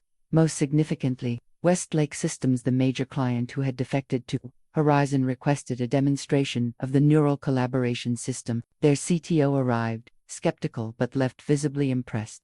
Horizon promised us cost reductions through headcount elimination, he explained to Emma, but we're already seeing productivity issues from removing human judgment from complex client interactions. Your approach might deliver better overall results even if the direct cost savings are lower. By the 5th week, as limited client deployment began, Emma received the news she'd been waiting for. Westlake was pausing their Horizon implementation and considering a return to Nexus. That evening, as Emma shared the update with her executive team, Jason arrived late to the meeting, his expression animated in a way she'd never seen before. We've had a breakthrough, he announced. The neural system is demonstrating emergent capabilities we didn't program, explicitly identifying patterns across disparate datasets, generating novel solutions to complex problems, and most importantly, accurately predicting when human judgment will outperform algorithmic processing. He projected performance metrics that showed Nexus Neural significantly outperforming both full automation and traditional collaborative approaches across various business scenarios. This isn't just a better product, Emma realized, studying the data. It's a different category entirely. As the implications sank in, excitement spread through the room. They weren't just competing with Horizon anymore, they were leapfrogging the entire industry's approach to AI implementation. Victor, who had joined the meeting remotely, spoke up. Richard has been telling investors that full automation is inevitable, that human AI collaboration is merely a transitional phase. These results suggest otherwise. Emma nodded. Not only is collaboration more effective, but our neural approach keeps improving as it learns from human decisions. The partnership creates outcomes neither humans nor AI could achieve alone. The innovation that had begun as a defensive response to crisis had evolved into something far more significant, a new vision for the future of work itself. Emma's intercom buzzed on a Thursday afternoon as she reviewed the latest Nexus neural performance data. "Ms. Harrington," Donnie's voice sounded strained. "Richard Weston is in the lobby. He's demanding to see you. Security is asking how to proceed." Emma paused, surprised by this direct approach. Since founding Horizon AI, Richard had attacked Nexus through market competition, client poaching, and industrial espionage, but never through personal confrontation. "Send him up," Emma decided, "and ask Jason to join us." Minutes later, Richard strode into her office. Impeccably dressed in a tailored suit, his expression a careful mask of professional detachment. Jason arrived moments after, positioning himself near the window, arms crossed. "Richard," Emma greeted him coolly. "This is unexpected." "Let's dispense with pleasantries," Richard replied, declining her gesture toward a chair. "I'm here to discuss a resolution to our current competitive situation." Emma raised an eyebrow. "You mean your company's theft of our intellectual property?" "Our lawyers are handling that resolution," Richard waved dismissively. "Legal proceedings are expensive and time-consuming for both sides. I'm offering an alternative." He placed a document on her desk. "Horizon is prepared to acquire Nexus Technologies at a 20% premium over current market value." Emma glanced at the acquisition offer without touching it. "You're proposing to buy the company you were forced out of?" "I'm offering your investors a profitable exit from an increasingly untenable position," Richard countered. "Your collaborative approach is admirable in theory, but economically unsustainable. The market is moving toward full automation, regardless of your personal feelings about it." Emma leaned back, studying him. "You seem nervous, Richard." "That's unlike you." A flicker of irritation crossed his face. "I'm being pragmatic. Westlake Systems has already delayed their implementation of our platform. 3 other potential clients have requested additional proof-of-concept demonstrations before committing. Your neural collaboration publicity stunt is creating market confusion." "Not confusion," Emma corrected. "Reconsideration. Perhaps replacing humans isn't the inevitable future you've been selling." Richard's carefully maintained composure cracked slightly. "This isn't about philosophy. It's about financial reality. AI replacement delivers guaranteed cost reductions. Your collaborative approach maintains expensive human elements in the workflow and delivers superior results," Jason interjected. "Our neural system is outperforming full automation across every metric that actually matters to business success." Richard turned to him, eyes narrowing. "The engineer who built replacement systems now champions collaboration. Your conversion seems conveniently timed." "Jason, I follow the evidence," Jason replied evenly. "The evidence now points to neural collaboration as the superior approach." Emma stood, meeting Richard's gaze directly. "Your acquisition offer is declined. Nexus is not for sale, certainly not to you." Richard's jaw tightened. "Then perhaps you should consult your board and major investors before making such declarations. Victoria Reed, for instance, might have different priorities." As if on cue, the door opened and Victoria entered, her timing suspiciously perfect. Emma realized Richard must have contacted her in advance.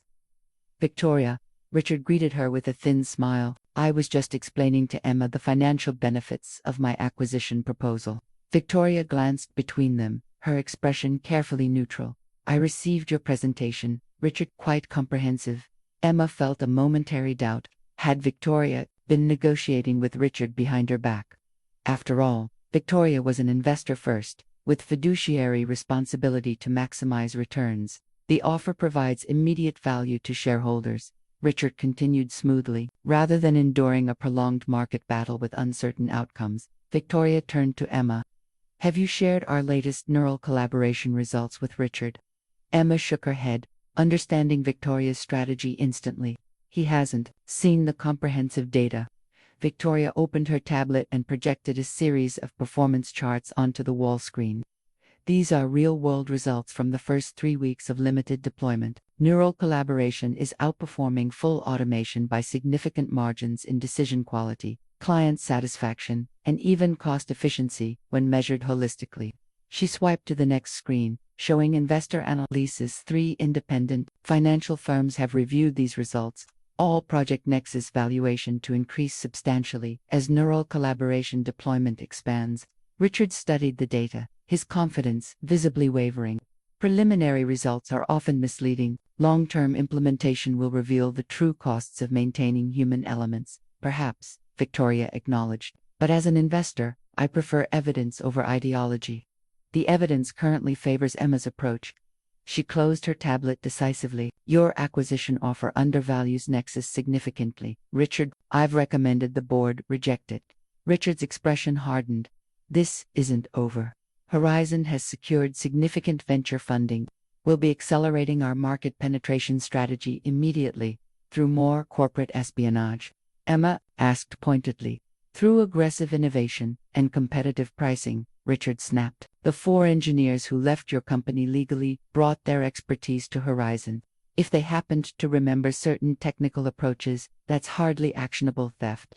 Our lawyers disagree, Emma replied. As will the court. Richard gathered his proposal document. Courts move slowly, markets move quickly. By the time any legal resolution occurs, market leadership will be decided. As he turned to leave, Jason spoke up. Richard, you're fighting the wrong battle. Full automation isn't the future, a dead end. Join us in developing neural collaboration instead. Richard laughed coldly. Still the idealist, Jason. That's why you'll always be building someone else's vision rather than leading your own. He nodded curtly to Victoria. Consider my offer carefully before declining. It won't improve. After Richard departed, the 3 of them sat in contemplative silence until Victoria spoke. He's desperate. Horizon's investors expected faster market adoption than he's delivering. The acquisition attempt confirms it, Emma agreed. He wouldn't try to buy us if his original strategy was succeeding. Jason studied the neural collaboration data still displayed on the screen. We've changed the conversation. Companies are questioning whether full automation actually delivers the value Richard promised. The question, Victoria noted pragmatically, is whether we can capitalize on this advantage before Richard finds a way to undermine it or replicate it. Emma nodded. We need to accelerate our deployment strategy. Get neural collaboration into as many client environments as possible before Horizon can pivot. Richard won't pivot easily, Jason observed. He's committed too publicly to the replacement narrative. His ego won't allow him to acknowledge that collaboration might be superior. Then we use that against him, Emma decided. We position neural collaboration as the true innovation, with full automation as the outdated approach. We flip the script on what constitutes cutting edge. Victoria smiled approvingly. Market psychology. I like it. As they developed their counter-strategy, Emma reflected on the confrontation. Richard had arrived expecting to intimidate her into selling, confident in his vision of inevitable automation. He'd left shaken, facing not just a determined competitor, but a fundamental challenge to his worldview. The battle lines were now clearly drawn, not just between 2 companies but between competing visions of the future. Richard championed a world where humans were increasingly displaced by algorithms. Emma offered an alternative where technology amplified human potential rather than replacing it.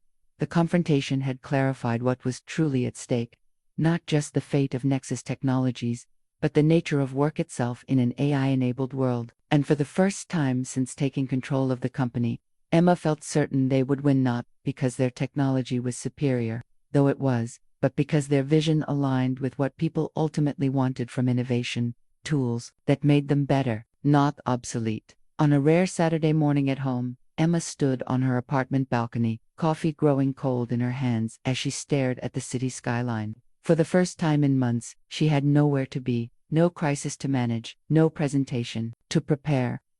The momentary stillness felt foreign after the relentless pace she'd maintained since taking control of Nexus.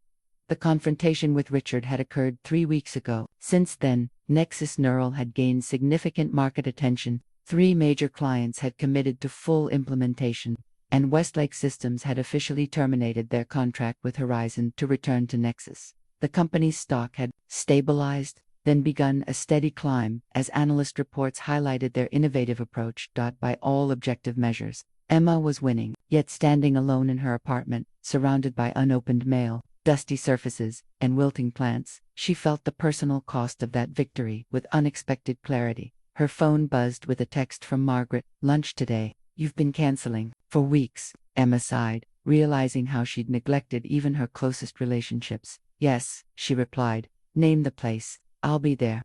She set down her phone and surveyed her apartment. Once meticulously organized, it now showed signs of prolonged neglect. Laundry piled in the bedroom, refrigerator nearly empty, mail stacked unopened on the counter, including a letter from her sister Claire that had arrived weeks ago. Emma picked up Claire's envelope, feeling a pang of guilt. They hadn't spoken since their argument 6 months earlier, when Claire had criticized Emma's all-consuming focus on Nexus. "You're sacrificing everything for a company that wouldn't hesitate to replace you," Claire had said during their last phone call. "What happens when you succeed? Will it fill the gaps you've created in your actual life?" Emma had dismissed her sister's concerns as lack of ambition. Now, standing in her neglected apartment, those words echoed with uncomfortable resonance. She opened Claire's letter, expecting instead, she found a simple note. "Mom's 70th birthday is next month. Whatever's happening between us, she deserves to have both her daughters there. Let me know if you can make it." See, Emma closed her eyes, realizing she had completely forgotten their mother's milestone birthday. Worse, she had allowed her single-minded focus on Nexus to damage her most important relationships. At lunch, Margaret noticed Emma's distracted mood immediately. "You've won the battle but lost perspective," she observed after Emma explained her morning revelation. "I've been so focused on proving Richard wrong that I've neglected everything else," Emma admitted. "My home, my relationships, any sense of balance." Margaret nodded.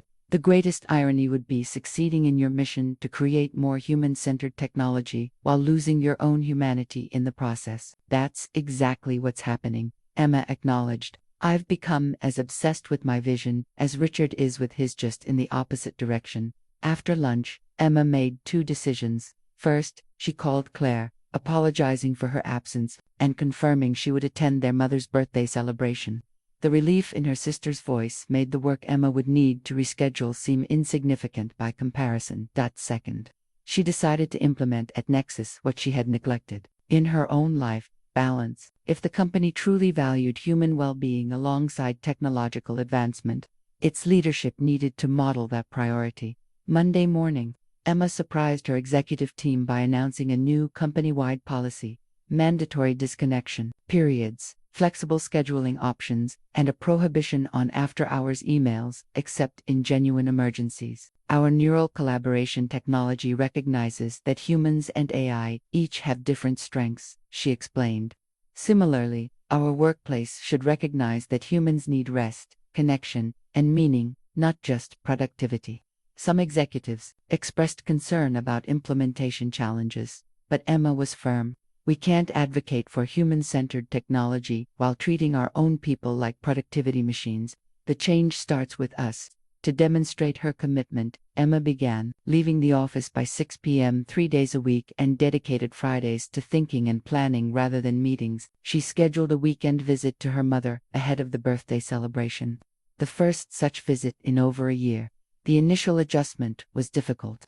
Emma felt constant anxiety about what might be happening at Nexus during her absence. She checked her phone compulsively until Jason gently called her out during a strategy session. "You established these boundaries," he reminded her. "If even the CEO can't respect them, what message does that send?" Chastened, Emma committed more fully to her own policy. She restored her apartment to order, reconnected with friends she'd neglected, and began a weekly video call with Claire to rebuild their relationship.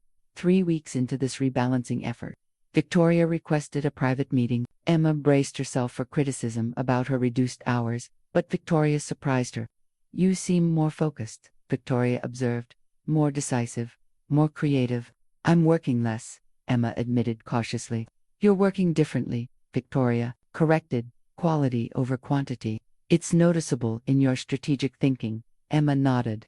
"I've realized that perspective requires distance. I can't see the big picture when I'm drowning in details 20 hours a day." Victoria studied her thoughtfully. "You know, when I first backed your takeover, I saw it primarily as a business opportunity, a way to redirect Nexus toward more sustainable innovation." She paused. "I didn't fully appreciate the personal dimension of your mission." "Neither did I, honestly," Emma admitted. "I thought it was about justice, about proving replacement was wrong. But it's evolved into something more fundamental, redefining the relationship between technology and humanity, starting with my own relationship to work." Victoria's expression softened uncharacteristically. "My first company consumed my 30s. My second took my 40s. By my 50s, I'd accumulated wealth and influence, but little else." She straightened, professional demeanor returning. "Which brings me to the purpose of this meeting. I'd like to make a personal investment in Nexus Neural separate from my existing stake in the company." Emma's surprise must have shown on her face, because Victoria continued with unusual candor. "I believe in what you're building, not just the technology, but the philosophy behind it. A future where innovation enhances human capacity rather than diminishing it." She handed Emma a proposal document.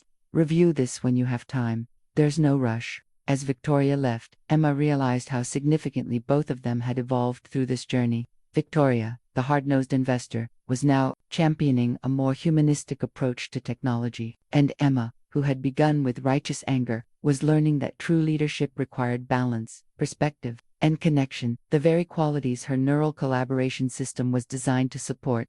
That evening, as Emma prepared for her weekend visit to her mother, she reflected on the parallel transformations occurring in her company and her personal life. The same principles that made Nexus Neural effective, integrating different types of intelligence, valuing both efficiency and humanity, adapting to context, were the principles she needed to apply to her own existence. The battle with Richard and Horizon was far from over. But Emma now understood that winning wouldn't be defined solely by market share or stock price, but by creating a company and a life that embodied the balance she sought to promote through technology.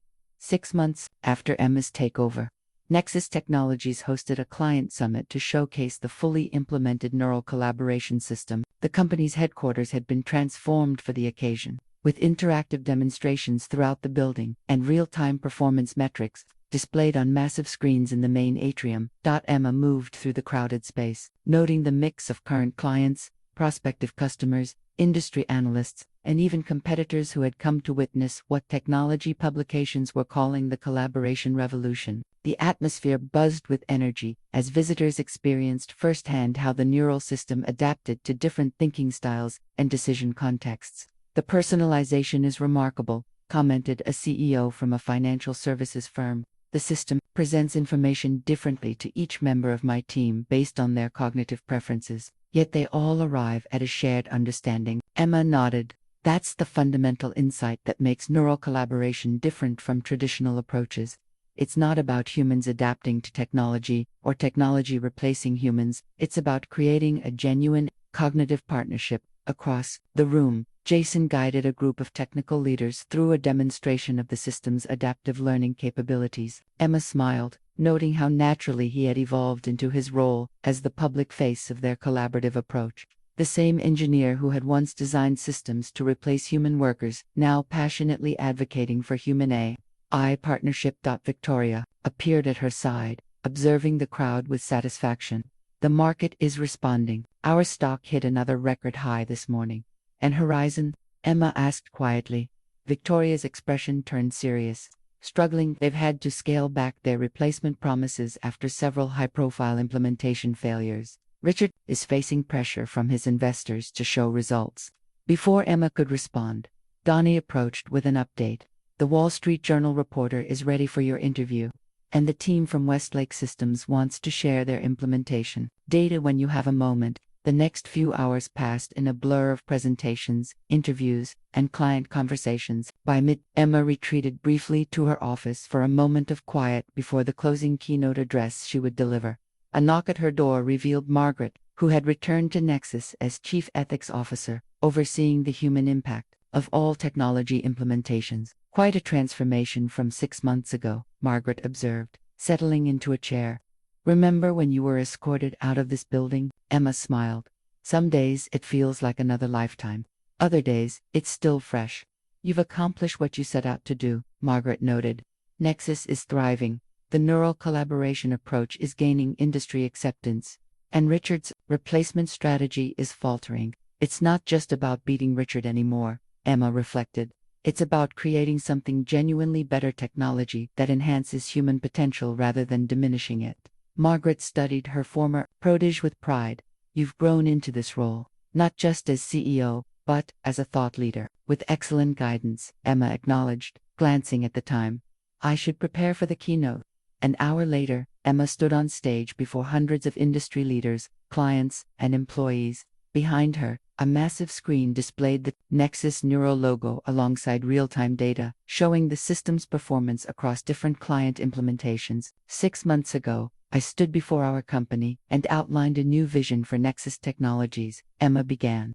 A vision where artificial intelligence and human intelligence would work in partnership rather than competition. Many were within our own organization, others throughout the industry. She gestured to the performance metrics behind her. Today, those results speak for themselves. Neural collaboration consistently outperforms both traditional human processes and full automation across every meaningful business metric. Emma moved from behind the podium, addressing the audience directly. But numbers tell only part of the story. The true impact is visible in how people experience work when technology amplifies their capabilities rather than threatening their relevance.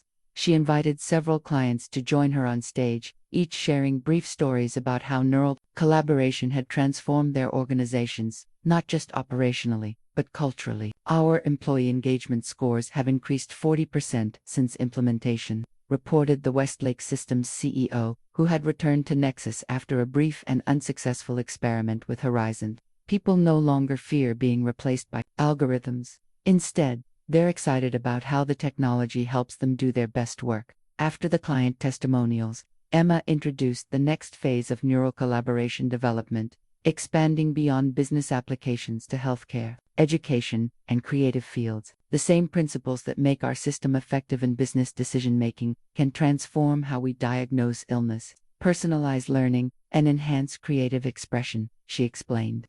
The potential is limitless when we stop asking what humans can be replaced by machines and start exploring how humans and machines can bring out the best in each other. As the summit concluded, Emma found herself surrounded by employees, clients, and industry leaders eager to continue the conversation. The atmosphere had shifted from the cautious optimism of the morning to genuine excitement about the possibilities neural collaboration represented.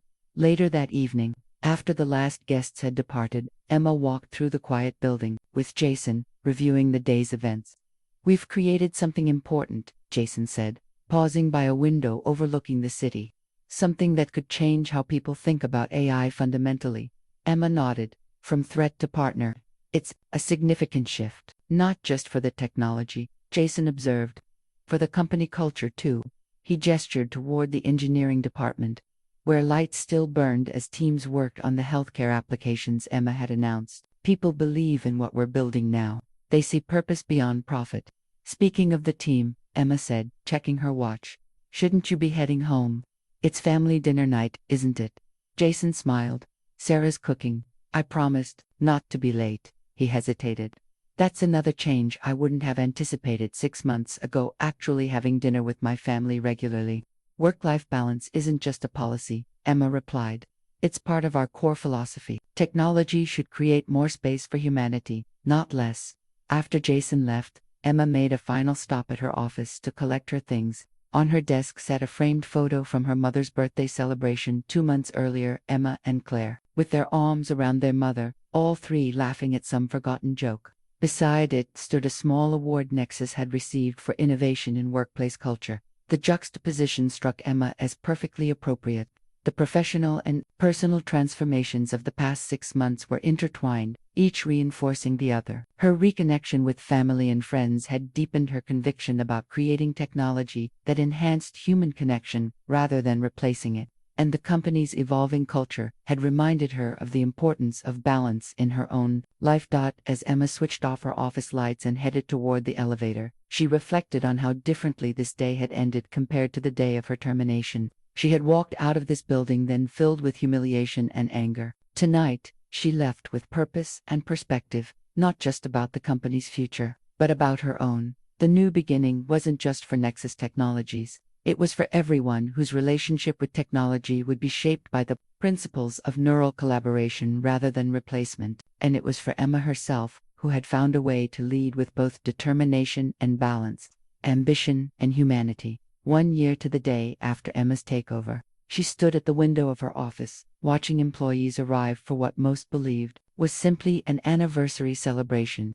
The past 12 months had transformed Nexus Technologies from a company in crisis to an industry leader in collaborative AI. With the stock price tripling and client satisfaction reaching record highs, Neural Collaboration System had expanded beyond its initial business applications into healthcare, education, and creative industries.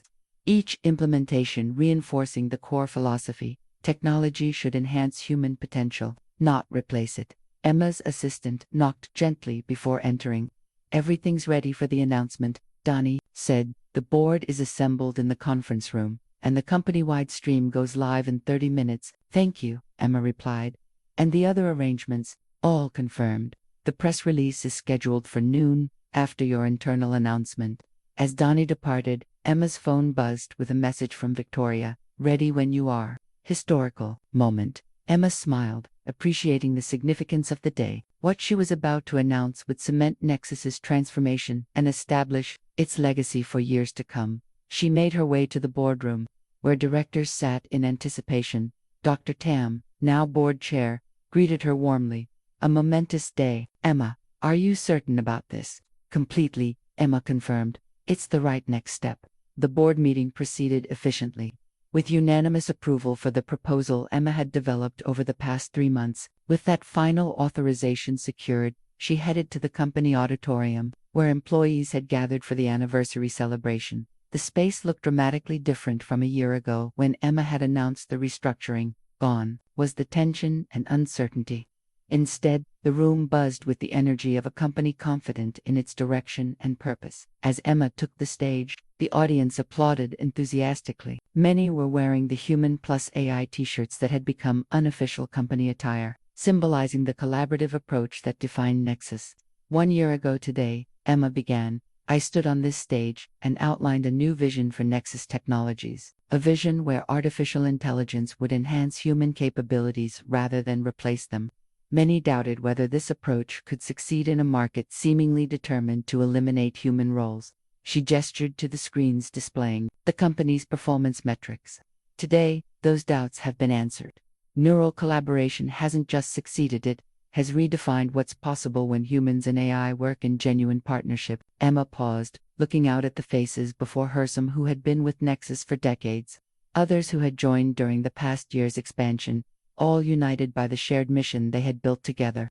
But today isn't just about celebrating our past achievements, it's about securing our future. She took a deep breath. "I'm pleased to announce that Nexus Technologies is establishing the Collaborative Innovation Foundation with an initial endowment of $100 million from company profits." Surprised murmurs rippled through the audience as Emma continued. "This independent foundation will fund research, education, and policy development to ensure that AI and other emerging technologies enhance human potential rather than diminish it. It will support universities developing ethical AI frameworks, provide scholarships for students exploring human-centered technology, and advocate for policies that protect workers during technological transitions." Emma clicked to a slide showing the foundation's structure. The foundation will be led by a diverse board representing technology, humanities, labor, and education perspectives. "I'm particularly pleased to announce that Margaret Winters has agreed to serve as the Foundation's inaugural executive director." Margaret stood from her seat in the front row, acknowledging the applause with a modest wave. "But that's not all," Emma continued. Effective immediately, Nexus is implementing an employee ownership program that will distribute 20% of company shares to our workforce over the next 5 years. The announcement triggered a standing ovation. When the room finally quieted, Emma explained how the program would work: shares allocated based on a combination of tenure and contribution, with special provisions ensuring even the newest employees would benefit from the company's success. The people who build our technology should share in the value it creates, Emma emphasized. This isn't just about compensation, it's about aligning our business structure with our core philosophy, human value at the center of technological advancement. As the presentation concluded and employees broke into excited discussion groups, Emma made her way through the crowd, accepting congratulations and answering questions about the new initiatives. She spotted Jason across the room, deep in conversation with a group of engineers who had once worked on the replacement AI and now led neural collaboration development. "Quite a legacy you're building," Victoria commented, appearing at Emma's side. "The foundation, employee ownership, Richard, must be apoplectic." Emma smiled. "This isn't about Richard anymore. It's about creating something sustainable beyond any individual leader, including me." Victoria raised an eyebrow. "Are you planning to step down?" "Not immediately," Emma clarified. "But eventually, yes. The company's future shouldn't depend on any single person. That's why these structural changes matter. They embed our values into Nexus's DNA." Later that afternoon, as the internal celebration continued, Emma slipped away to meet with a young woman waiting nervously in a conference room. Lily Chen was a recent computer science graduate who had written a compelling thesis on ethical AI development, one that had caught Emma's attention when Margaret circulated it among the leadership team. "Thank you for meeting with me, Ms. Harrington," Lily said, rising as Emma entered. "I'm honored you read my work." "It was impressive," Emma replied, gesturing for her to sit, "particularly your framework for evaluating AI systems based on how they distribute power rather than just how they perform tasks." Lily's expression brightened. "That's the core insight, isn't it? Technology isn't neutral, it either concentrates power or distributes it." "Exactly," Emma agreed, "which is why I wanted to meet you personally." "Margaret tells me you're considering several job offers." "Yes," Lily acknowledged, "including one from Horizon AI." Emma couldn't hide her surprise. Richard Weston's company, they're still committed to replacement automation. "They are," Lily confirmed, "but they're struggling to gain market traction. Mr. Weston personally reached out, offering me a role leading their ethics initiative." Emma nodded thoughtfully. "A defensive move. Richard realizes he needs to address the ethical concerns about his approach." "That's my assessment too," Lily agreed, "but I'm more interested in Nexus's collaborative philosophy. I've followed your work closely this past year." They spent the next hour discussing Lily's ideas and potential roles at Nexus.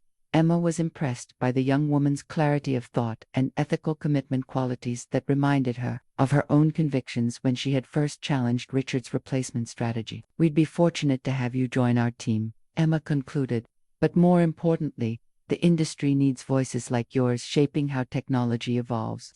As Lily left to consider her options, Emma returned to her office, where she found a surprising email waiting. Richard had issued a press release announcing Horizon's new ethical AI initiative, a transparent response to Nexus's foundation announcement earlier that day. Emma forwarded the release to Victoria with a simple comment: "The conversation is changing." Victoria's reply came minutes later: "When you can't beat them, imitate them. Richard's adapting to survive." By evening, as Emma prepared to leave for the day, Jason stopped by her office. "I wanted to thank you," he said, leaning against the doorframe, "not just for today's announcements, but for the past year, for pushing us to be better." "We pushed each other," Emma corrected. "You could have resisted the collaborative approach, defended your original design. Instead, you became its strongest advocate." Jason smiled ruefully. "Sometimes being proven wrong is the best thing that can happen to an engineer. It forces you to question your assumptions." As they walked toward the elevator, Jason mentioned his upcoming presentation at a major tech conference, a session on neural collaboration that had originally been scheduled for Richard to discuss replacement automation. The organizers said registration for the session tripled after they announced the topic change, Jason noted. "People are hungry for a more positive vision of human-AI collaboration." Emma nodded. "That's the real legacy we're building. Just successful products or a thriving company, but a fundamental shift in how people think about technology's role in society." Later that night, Emma sat on her apartment balcony, reflecting on the year's journey. Her phone buzzed with a message from Claire. Saw the foundation announcement. Mom's incredibly proud. So am I. Emma smiled, appreciating how her personal and professional lives had rebalanced over the past year. She had rebuilt her relationship with her family while transforming Nexus, each process informing and strengthening the other. Her phone buzzed again, this time, an email notification that Lily Chen had accepted Nexus's job offer, declining Horizon's higher-paying position. In that moment, Emma realized the true measure of what they had created, beyond stock prices or market share, beyond even the foundation or employee ownership program. Nexus had become a beacon for the next generation of technology leaders, those who, like Lily, understood that innovation should enhance humanity rather than replace it. The company Emma had fought to control a year ago would now continue its mission regardless of who led it. The collaborative philosophy had taken root not just in products and processes, but in people who would carry it forward. That, Emma reflected as she gazed out at the city lights, was a legacy worth building.